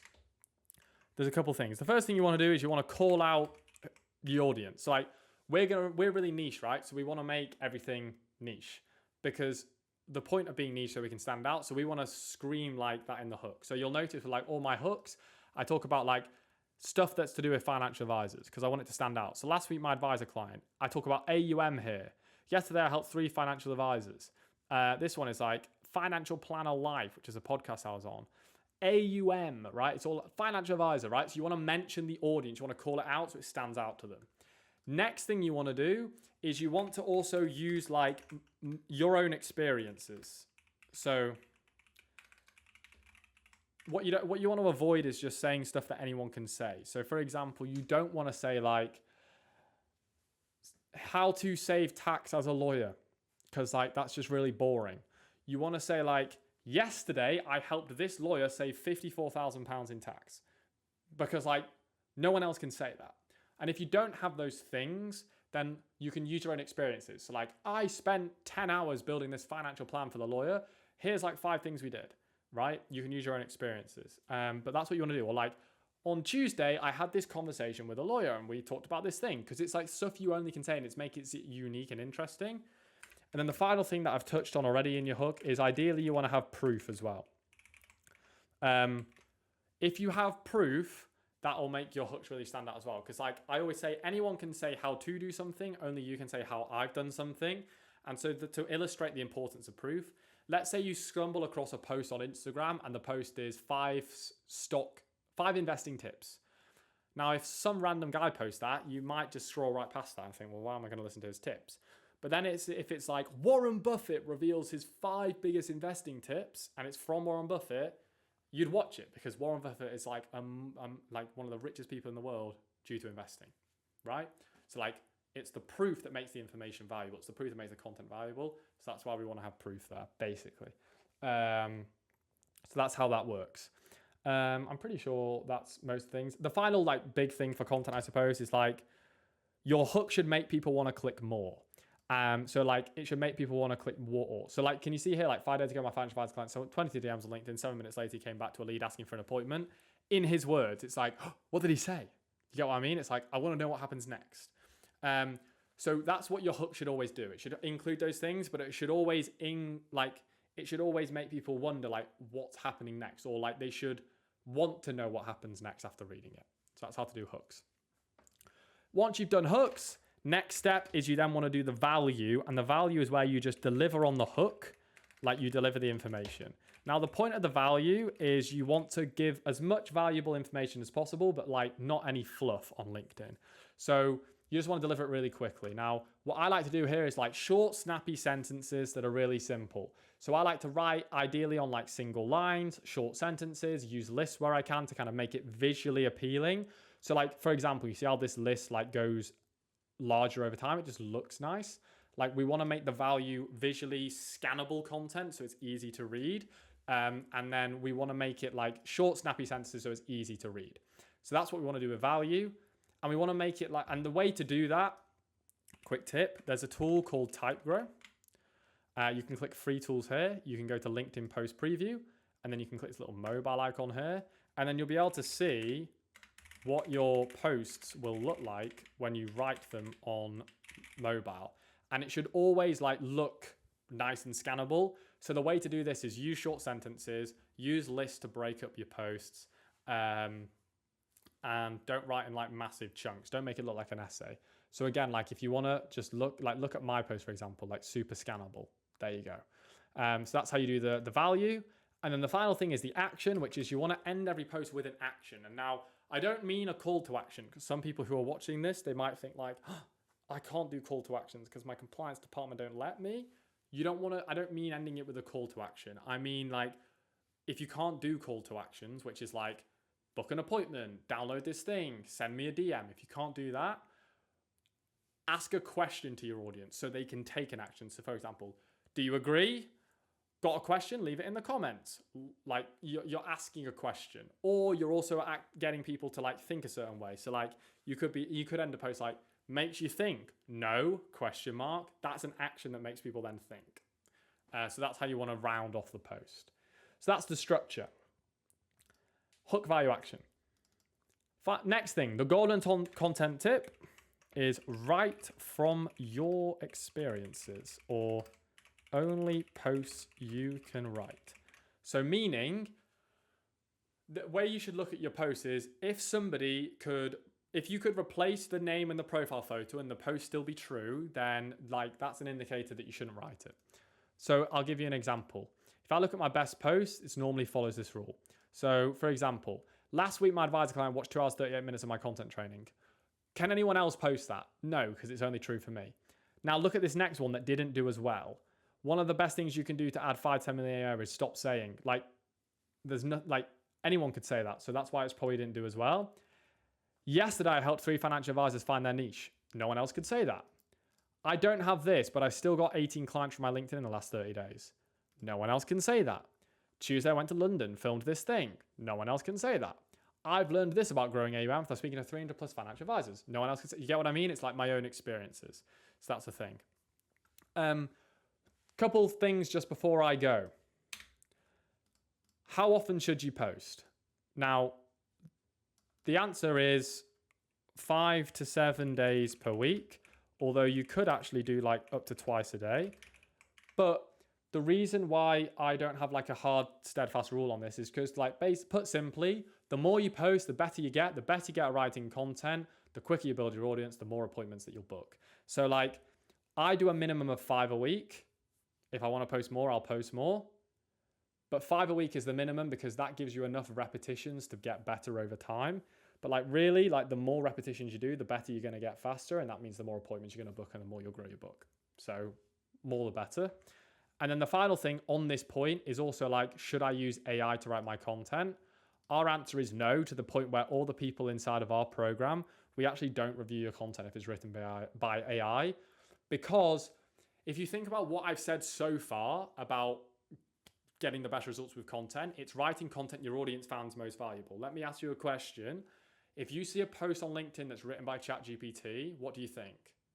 I'm not going to read that. That person's lazy. That's not going to be very good. I'm not going to read it.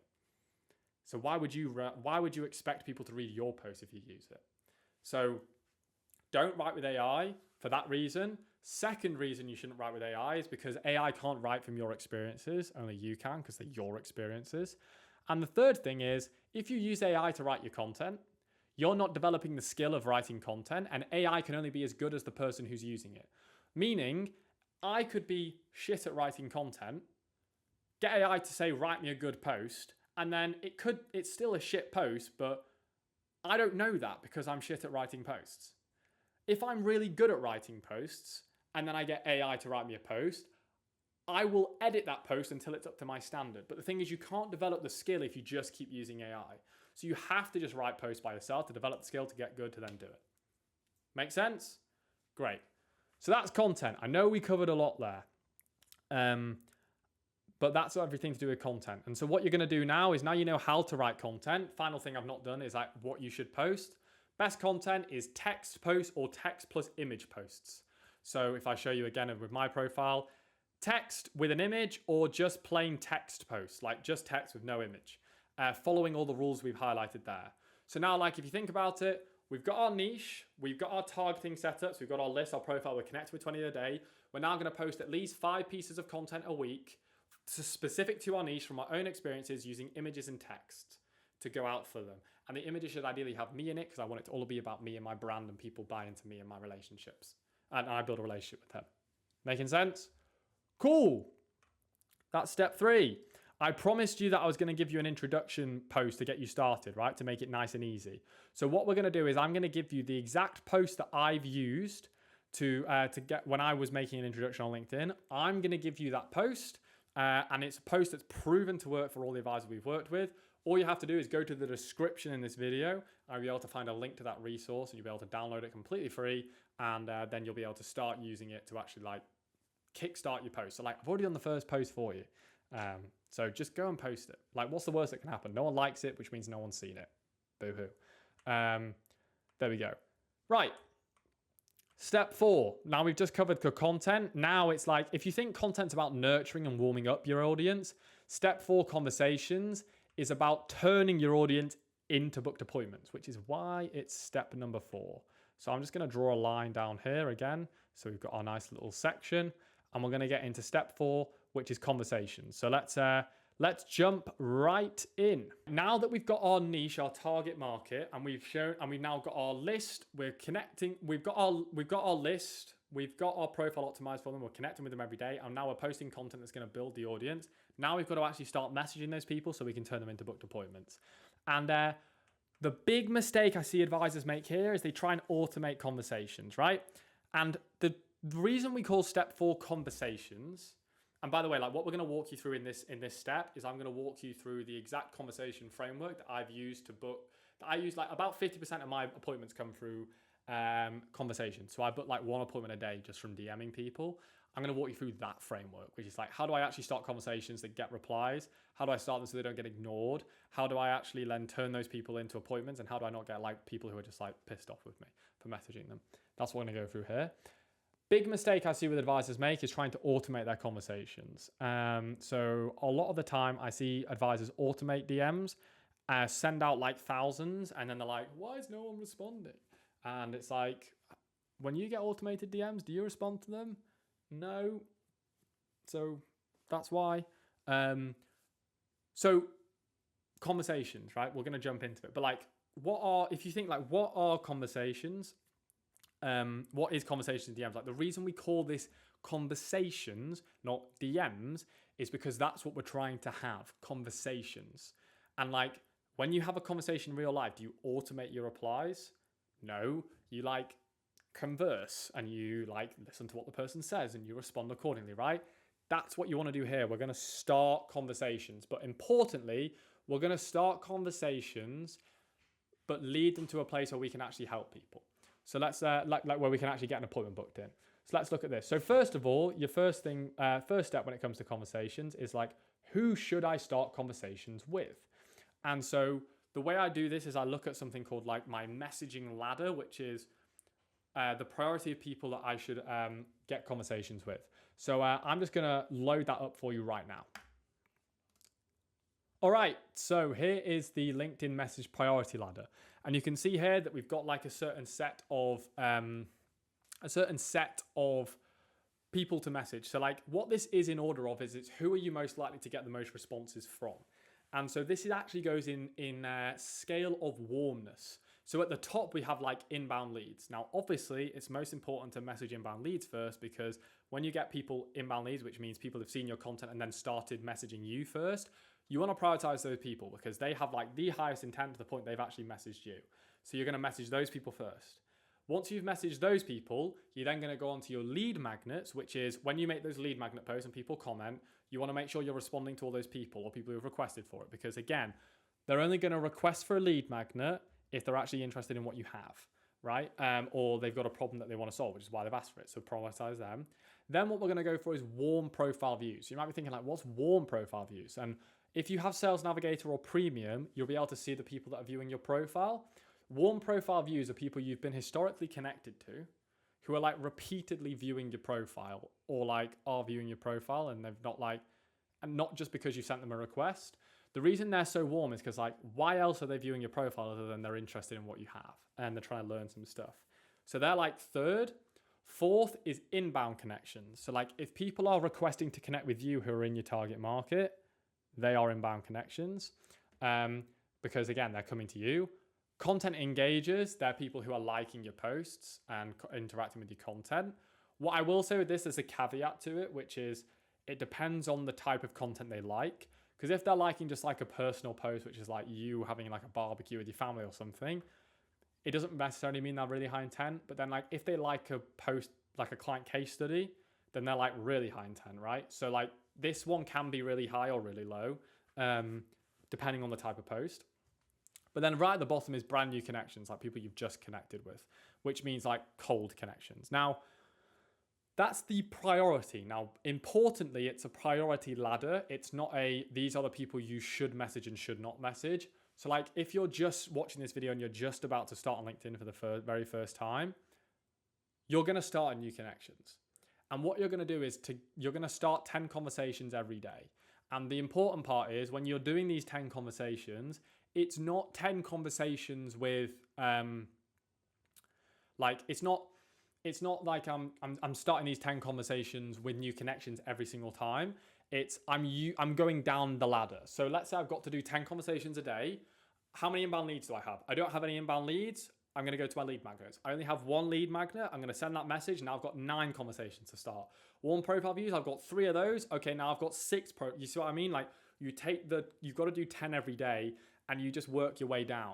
And eventually you're going to get to a point where the only messages you ever start are on inbound leads because you're just getting a lot of inbound leads because you've been posting for so long.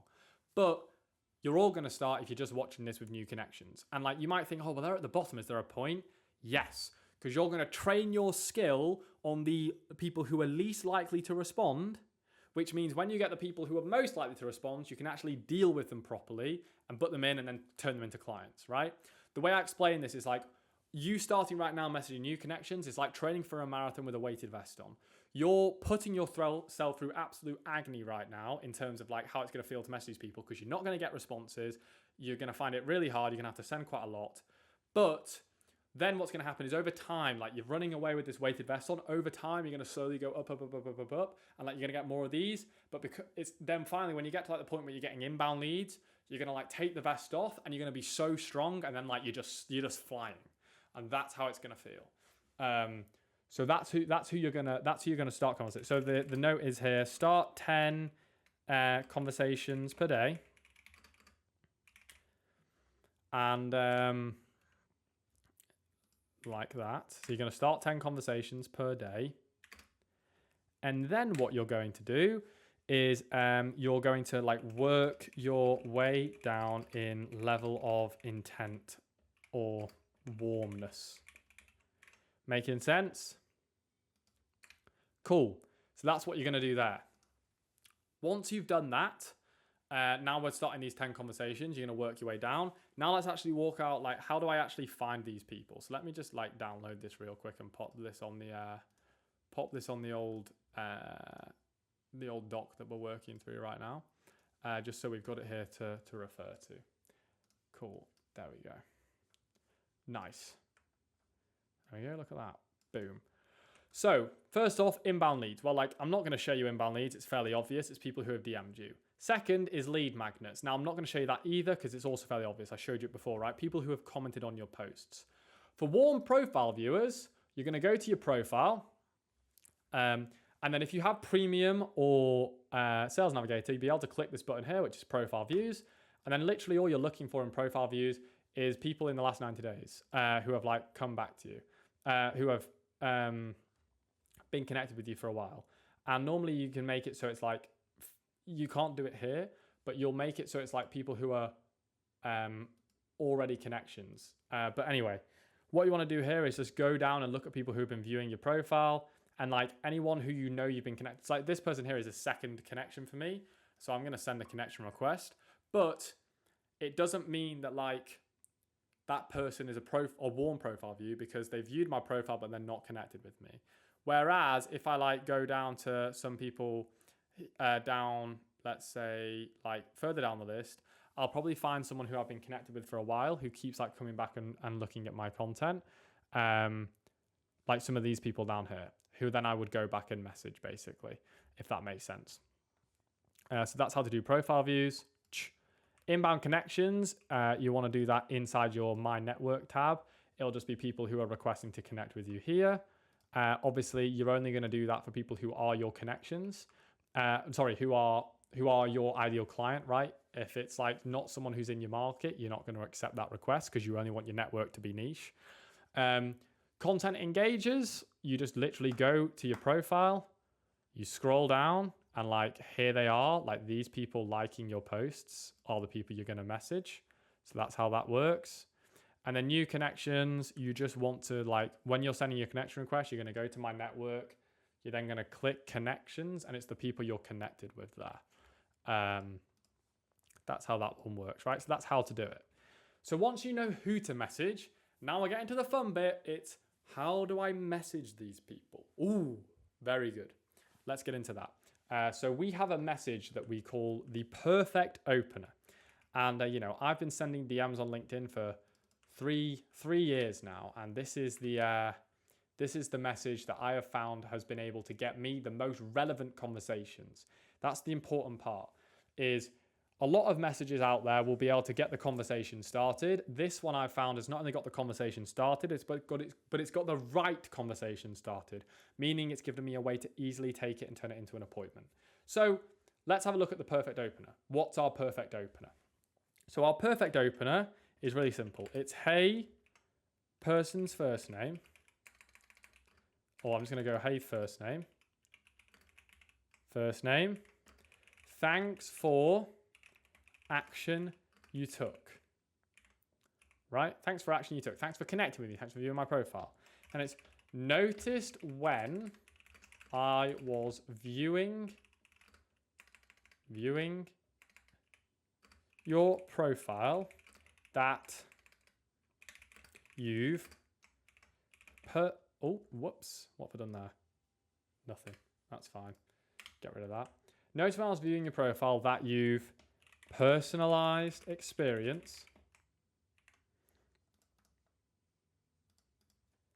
that's actually similar to a client of mine called client first name, who's also related experience. 2, I know when client reached out, they were struggling with problem. So we thing you did, and now they have outcome. Just wondered if this was relevant for you too, or if you're here just to be connected. Smile. There we go. So that's how that works. And the reason this works, and now I'm going to break down how to actually use it. I'll do an example. But the reason this works right well is it does a couple things. So the big problem I found when I was messaging people is if I just message something like, hey, first name, thanks for connecting with me. Notice you've been working in the sales roles. How's it going for you there? If you ask someone that question as a financial advisor, it's then they respond, yeah, sales role's going good. Thanks for asking. It's then like, what do I do now?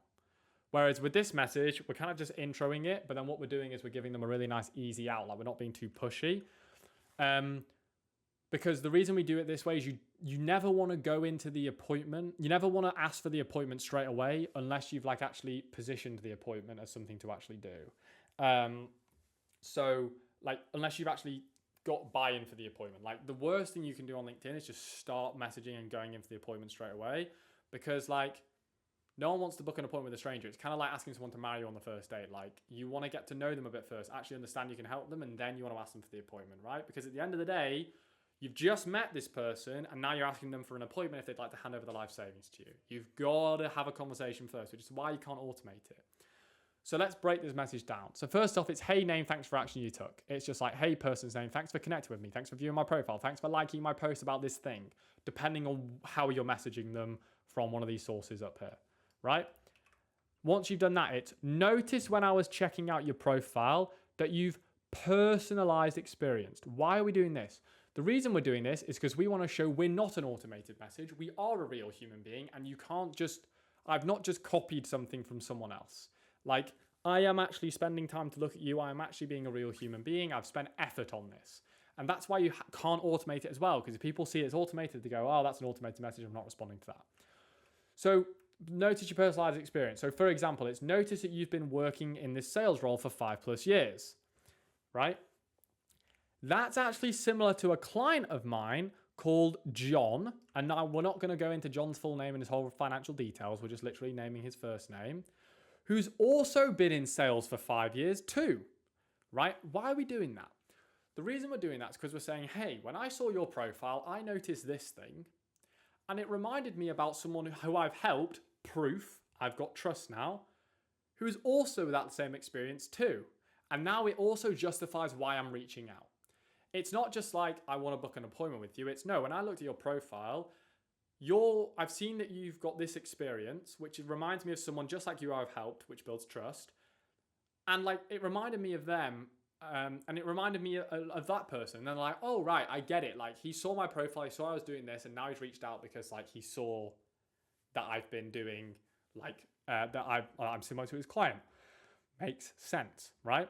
And now it's this part. I know when client reached out, I know when John reached out, they were struggling with problem. I know when John reached out, he was struggling with his up and down commissions. I know when John reached out, he was frustrated with the amount of tax he was paying. I know when John reached out, he was unsure of when he could retire. So thing you did, and now a big problem I see advisors make here is they overcomplicate this. They tell them so we consolidated his pensions and then did this thing and then did this thing and then put this plan in place. No, literally all we want to put here is, so we put a plan in place, or so we put a strategy in place. That's it. They don't care about what you actually did. You just have to say, so we did a thing, right? So we put a strategy in place, we put a plan in place, and now they have outcome. And now they're able to retire 5 years earlier. And now they've actually saved X amount in tax. And now they've actually done this thing. And now they've had much more peace of mind about their finances. Make sense? And then finally, the thing we do is it's just wondered if this was relevant for you too, or if you're here just to be connected. That part there is what makes this message go from is what gives you the stead to be able to send this to a lot of people, because what will happen here is now we've said this this question. I'm just wondering if it's relevant to you or if you're here to be connected. We've literally allowed them to say, I'm just here to be connected, right? At the moment, thanks for sending this message, but I'm good. We've given them an out if it's not relevant to them, which is all people want, right? They just don't want to be sold something that they don't want, which is why we've said this here. So that makes it not harm the brand as much, basically. So that's how that works. Now, some pointers for this message when you go and send it. When you do it, you want to pick, when you look at their experience, you want to pick a client who's as similar to them as possible with the same experience. And then what you want to do is when you do your case study, you want to match the problem they're dealing with the same problem this person had, which this person likely has too. So you want to pick a problem and an outcome that this person most likely wants. So another issue I see advisors make here is they'll say like, notice when I was viewing your profile that you've come in at the 5 year in tech sales. That's actually similar to my client John, who's also 5 years in tech sales as well. Now, I know when John reached out, they were struggling with an inheritance tax problem. So we put a strategy in place and they were able to save a lot of money on inheritance tax. What's the problem with that? Well, like, people might not have an inheritance tax problem, right? So like that might be relevant for might be irrelevant for 95% of people, which is why we don't want to say that. So instead we want to pick a problem that's relevant to the issue that's actually being experienced, like that they might be experiencing. So like, for example, if it's sales, I want to talk about commissions and like up and down income or like things like that, right? Common pain points, which again is why it's so important to know your niche, right? So that's what we want to do there. And then that's what we want to send. And the thing is like, if you send this message and you're not getting a reply rate, we had someone in the community recently who sent this, they got a 30% reply rate. And 5% of total messages they sent got appointments. 5%, which means if they sent 100 messages, they booked 5 meetings, which is like pretty sick because you don't have to spend like a super long time doing this, right? Now they can just get appointments on tap. If you send this message and you're thinking like, oh, I'm not getting appointments from it, like this message doesn't work, I guarantee you it's not that the message is wrong, it's that you're executing on it wrong. What normally is happening if it's not getting responses is it's normally this that you're saying here isn't resonating. It's like the problem you're picking out isn't the problem they care about. The outcome you put is not the outcome they care about, or the experience you've picked out is actually not something that like matches. So, you know, you might say like, oh, I've noticed that you've been in this role for this amount of time. And then you pick this problem, which doesn't match the experience problem, right? So for example, like really stupid, simple example, overly simplified, but like if you're messaging someone who's just started out in sales as an example, or just become a lawyer, and then you talk about someone who was struggling with retirement, they don't care about that because they're not about to retire. So that's what that looks like, right? So that's what to do there. Nice. Now, once you've got a response, what do you want to do? Once you've got a response, you then want to establish the gap. And you think, and like, if you don't know what the gap is basically you want to ask questions to work out where are they now? Where do they want to be? What problem stops them from getting there? That's it. Like, that's how simple it is. It's where are they now? Where do they want to be? What problem stops them from getting there? You want to ask questions. And now here's the key. You always want to end your DMs with questions so the conversation can't disappear. Because if you end in statements like great, then you're putting the power in their hands. So you always want to be the one asking questions. The way you want to work this out is like, it's just like an initial client meeting. Like you want to ask questions, like almost like you're doing a mini fact finder right here. Like just, well, not like too personal, obviously, but like you want to just like ask them questions to be like, oh, great. Like, oh, thanks for the response. Great that resonates with you. Out of interest, like, so you said like that is a problem you're struggling with. If you don't mind me asking, like, what is it that you're struggling with specifically about that thing? And then they'll say specifically what they're struggling about. But you want to ask questions to kind of understand where are they now, where do they want to be, what a problem, and then like, so you want them to say like, by the end of the conversation, it's almost like you'd be able to summarize back to them. All right, so it sounds like right now we're a bit confused about our up and down pay with our commissions, and really we just want to have like complete peace of mind and organization about our finances, and all we're missing right now is we don't have a plan in place to do that. Does that sound about right? Yes. Boom. We've done the gap. Does that make sense? Cool. So that's how that works. Then once you've got the gap, and you've established a gap, the final thing you want to do is ask for the appointment. This is the key. This is the key. I see so many advisors not do this. You have to ask for the appointment before you send. You don't just want to send the link. So I'm going to put in big caps here. Don't send the link in yet.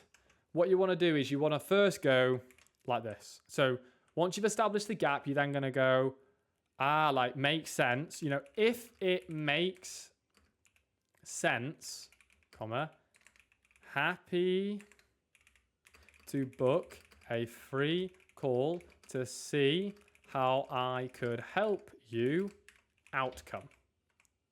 And it's the outcome they've said, right? We're asking. So like if you think about what we've done so far, we've sent an opener, then we've had conversations to establish the problem they have. And now we get to the end where it's like, right, I understand. So you want to be here, you're currently here, you're struggling with this thing. Well, you know, if it makes sense, you know, I'm happy to book a free call to see how I could help you retire 5 years earlier, or to see how I could help you put that plan in place, or to see how I could help you save that tax. Why do we do that?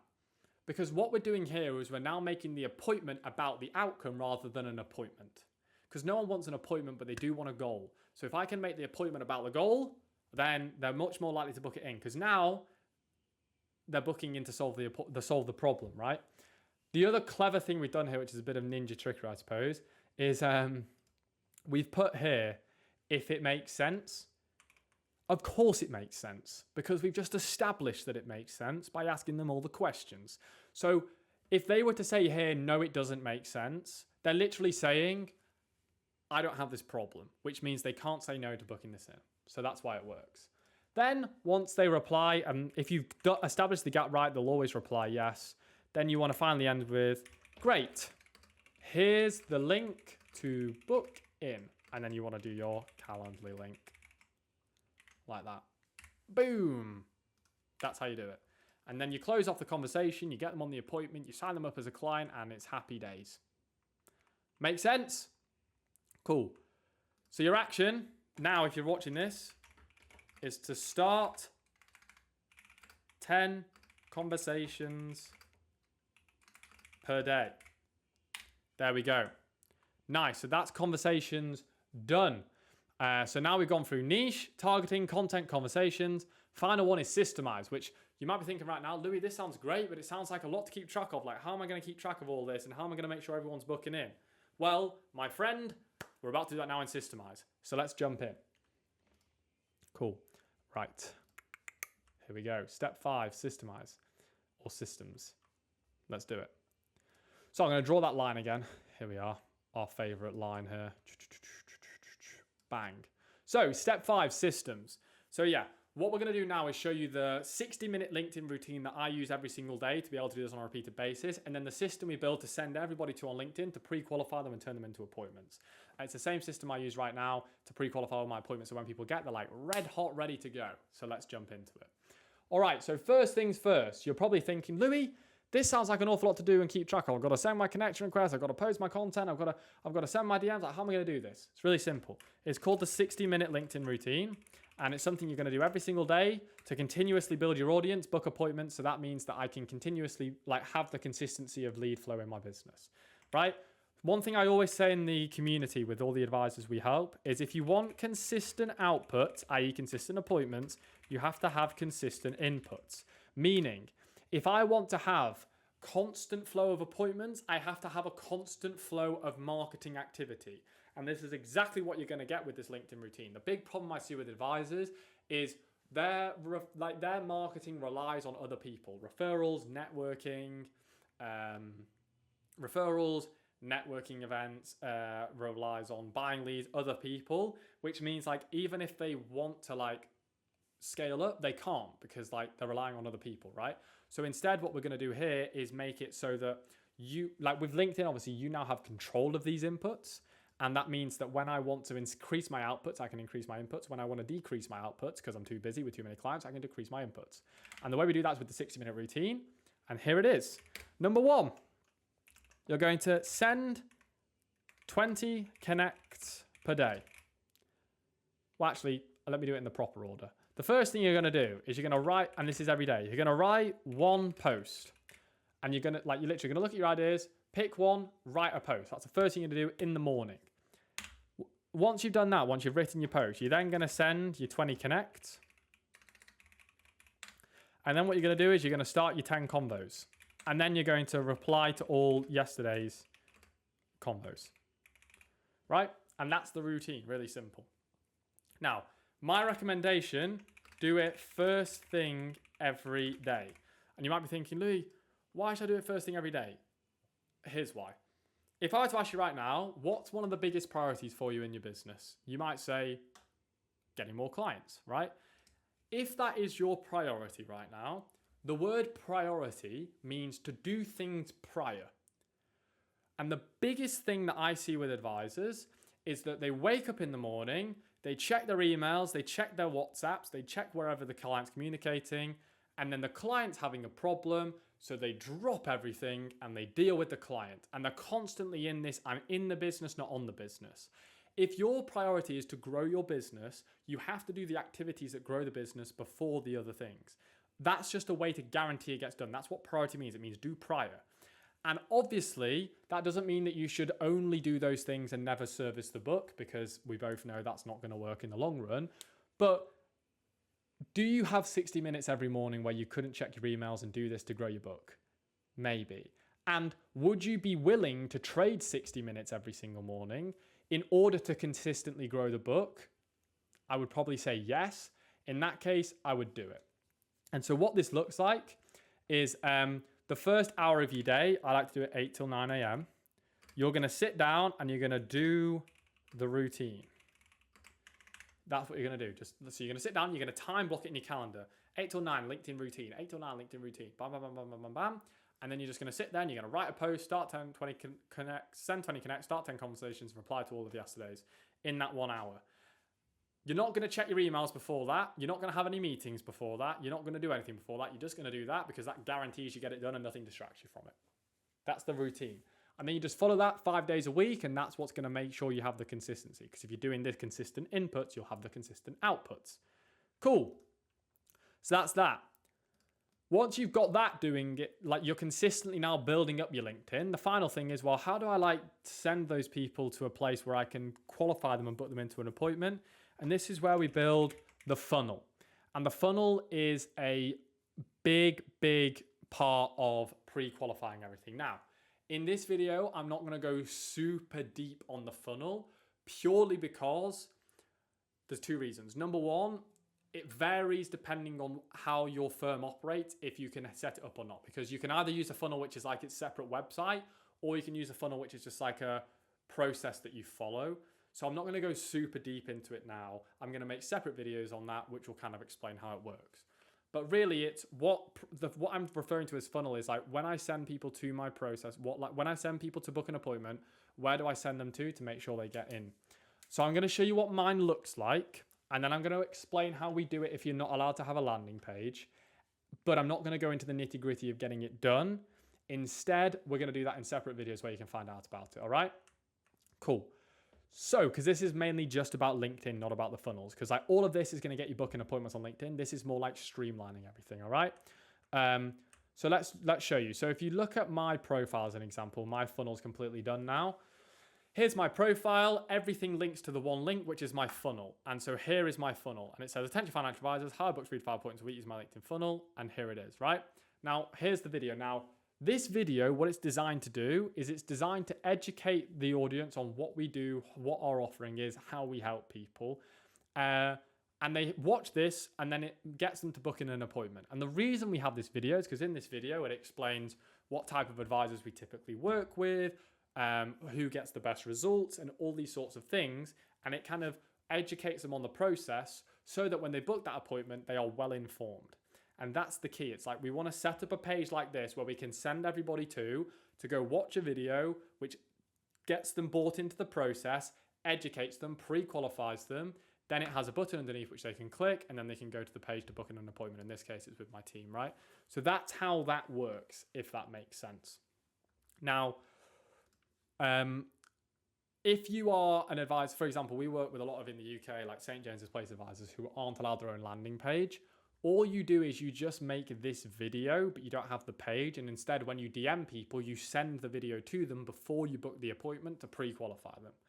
And the reason we do this is to create what we call buy-in. So like the more time people can spend with us, the more likely they are to convert. Which means if I have people watching a lot of my content, then I'm messaging them, then I'm sending them to a video which gets them all bought into the process. Like every single time they're becoming more and more well-informed, which increases the likelihood that when they get on the appointment with me, they are going to book that appointment and then become a client. They're gonna like make a decision to purchase, which is why like we want to set this up, right? So this is it. Now, if you're at all interested, you can go to my website, leadgenfs.co.uk, and you can watch this video to understand the structure and how it works, right? It'll be linked around here. You can go to leadgenfs.co.uk and you'll be able to watch the video and understand the structure and model something similar for yourself. But you'll see that the whole point of this video is that I'm sending people to it on LinkedIn to book the appointment. And like, if I just do an illustration for you here, because my illustrations are just so good, aren't they? Not quite. But if you imagine here, we have, this is our profile, right? And then here we have our content. Here we have our conversations, right? These are all like the different ways people can find out about us, right? What we're going to do is we're going to set up a funnel so that all of these people watch this one video, which then sends them to our calendar to book an appointment. And that's what's going to pre-qualify and educate them on our process. Does that make sense? So that's how that works. So if you want to learn how to do this, I'm going to make a notepad right here. You're going to want to go to leadgenfs.co.uk, and then you'll be able to watch my funnel to see how that works. And then, but the main part is that's where we send everybody to so that they book that appointment, but then are completely educated and pre-qualified. And that's where you put steps in place to make sure that only the right people are booking those appointments. Make sense? Cool. So that's it. That is the full LinkedIn course for advisors. I know we've been doing it for a while, so thanks for bearing with me. I'm just going to go through and do one last recap, and then I'm also going to tell you how you can get our help to actually do this one-to-one with you if that sounds at all interesting, right? Let's go through it. So this was the full course. So now we've gone through the following things, right? So if I just remove this tick. So the first thing we went through is we went through your niche, and we looked at how to pick a niche by, are they one, good clients, both commercially and have a need? Number two, are they targetable, as in, can I search for them on LinkedIn and are they active on the platform? And number three, do I have experience either in my past or my network or with clients I've helped? And then we found a target market so we can stand out from everybody else and then make it way easier to book appointments, right? And then we learn about picking and sticking so that we don't niche hop and then like just, don't actually take advantage of doing the niche, right? So that's niche. Once we did that, we then looked at step 2, targeting, where we built a list of our niche, either using Sales Navigator or LinkedIn free versus premium. And then we built our profile looking at the headline, banner, profile photo, featured sections, premium features, and we talked about the about section, where you'll be able to get the post in the description to do your first post, but also model it for your about. In that, we looked at the headline using the template, helping niche get outcome they want with social proof and the title. And then we started our first action, which was to send 20 connects per day of our LinkedIn routine, right? So that was targeting to make sure we're now targeting those people. Once we've done that, we then moved on to content. And we explained how, number one, the biggest thing you can do with content is write good content. And if you want to write good content, that's writing content your audience finds valuable, because that's what the algorithm's going to push. We said, how do we write that content? And we found out that the way we write that content is by looking at the problems that your audience has, the outcomes they said they wanted, or the questions that they asked. Taking those things, using their words to make it into posts, to write posts about how to either solve the problems, get the outcomes, or answer the questions. And we flipped them into content by using how-tos. Then, once we've got our basic ideas, we then looked at all the different LinkedIn formats, the 5 post formats, which are how-to, how-Is, preferably how-I, listicles, where I list the things, case studies, where I talk about the results I've got for people, contrarian posts, where I give my opinion and my takes, and lead magnets, where I promote free things and ask people to comment to get them. We then walked through the structure of the post, talking about hooks and like how you have to call out your audience in the hooks. You have to write from your own experiences so you stand out, and give proof so that no one else can copy it, no one else can write your hooks. We then talked about the value, which is where you deliver on the hook and you format it using tools like TypeGrow to help you make it scannable for LinkedIn using short sentences and bullets. And finally, we talked about action, which is how to end off the post. We then talked about the golden content tip, which is writing from your own experiences, i.e. writing posts only you can write, and that you need to then start doing this at least 5 to 7 days per week. and not using AI, so you can actually develop the skill of writing content, to write the good content, to get the results, book the appointments, and grow the book. Make sense? Cool. And that's where we learned the second part of our LinkedIn routine, which is post 5 times per week. And the biggest thing we talked about here is, number one, you got the resource for the introductory post to get you started. But number two, we showed you also how to model already winning structures on LinkedIn, so that if you have your ideas and you're really stuck on how to get started, you can look at what other people are posting and turn that into your own piece of content. Cool. That was content. Once we've done content, we then moved on to step 4, which was conversations. And that was showing you now how to start conversations with your audience to turn them into booked appointments. We looked at how many you should start, which is 10 per day, new conversation, and who to start them with, which was the LinkedIn message priority ladder, starting with inbound leads and working your way down through this list that you can see here in front of me. Remembering the important part, which is it's not 10 of these people, or I won't send any if I can't, or it's not just 10 of one, it's I start with 10 and I work my way down until I get to 0, whether that's 0 at inbound, 0 at lead, 0 here, right? And you work your way down, prioritizing the most warm people first. We then showed you what message to send, which is our perfect opener or our case study message, being really careful to choose the right experience, the case study that resonates most with our audience, and then using an easy out to make sure that it's nice and easy. We then talked about what to do when you get a response, which is how to establish the gap by asking questions to work out where your prospect is now, where do they want to be, and what problem stops them from getting from where they are now to where they want to be. Once we've then worked out how to establish the gap, we then did what is called asking for the appointment, which is rather than saying, awesome, here's the link, we said this message, which is, if it makes sense, happy to book a free call to see how I could help you, outcome. And then when they reply yes, we talked about how to confirm the appointment, which is great. Here's the link to book in with the calendar link. And we talked about our final step of the routine, which is the third step of the routine, which is 10 convos per day, right? That there. Perfect. And that was conversations. And then the final thing we did is we worked out how to systemize all of this to do something consistently so I consistently get the outputs. And that was looking at, number one, the 60-minute routine, which is writing one post, sending 20 connects, starting 10 conversations, and replying to yesterday's conversations in that 60 minutes.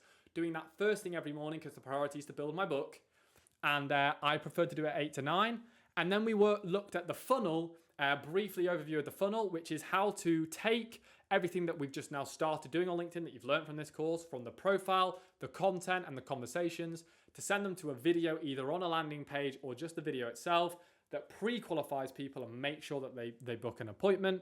And we gave you the example of our funnel at leadgenfs.co.uk, so you could model that funnel to start using it for yourself. Boom. So just like that, we've gone through the 5 steps. That's everything I know about LinkedIn. Now, final thing before I go, if you've made it to the end, first off, congratulations. Second of all, if you've made it all the way to the end, my guess is it's because you're incredibly keen about learning how to use LinkedIn. And although I've given you everything I possibly know about it, the final thing, the best way that you're going to be able to get the best results is if you allow me and my team to tailor it to you. Because you probably are watching this right now and have some questions about, oh, well, how do I do this? Or how do I do this? How do I do this? How do I do this? How do I do this? And so that's exactly what me and my team help you do. We take everything that we've gone through here today and we apply it specifically to your unique situation to hit whatever AUM goals you have with the Climb book. Just like we've done for Lawrence, who I showed you right at the start, who did 11 million AUM in 12 months, Sam, who did 8 million AUM in 8 months, or Matt, who did 5.5 million AUM in 12 months. And so if that sounds at all interesting and you'd like me and the team to help you personally one-to-one use LinkedIn to grow your book, then you'll be able to go to leadgenfs.co.uk, watch the video in my funnel to see if it actually makes sense for you, and you'll be able to book a strategy call where we'll just literally see, number one, if we're the right fit, and number two, what it would look like for us to actually help you. So anyway, I want to say a big thank you for sticking with me for the video, and I hope to see you on the other side.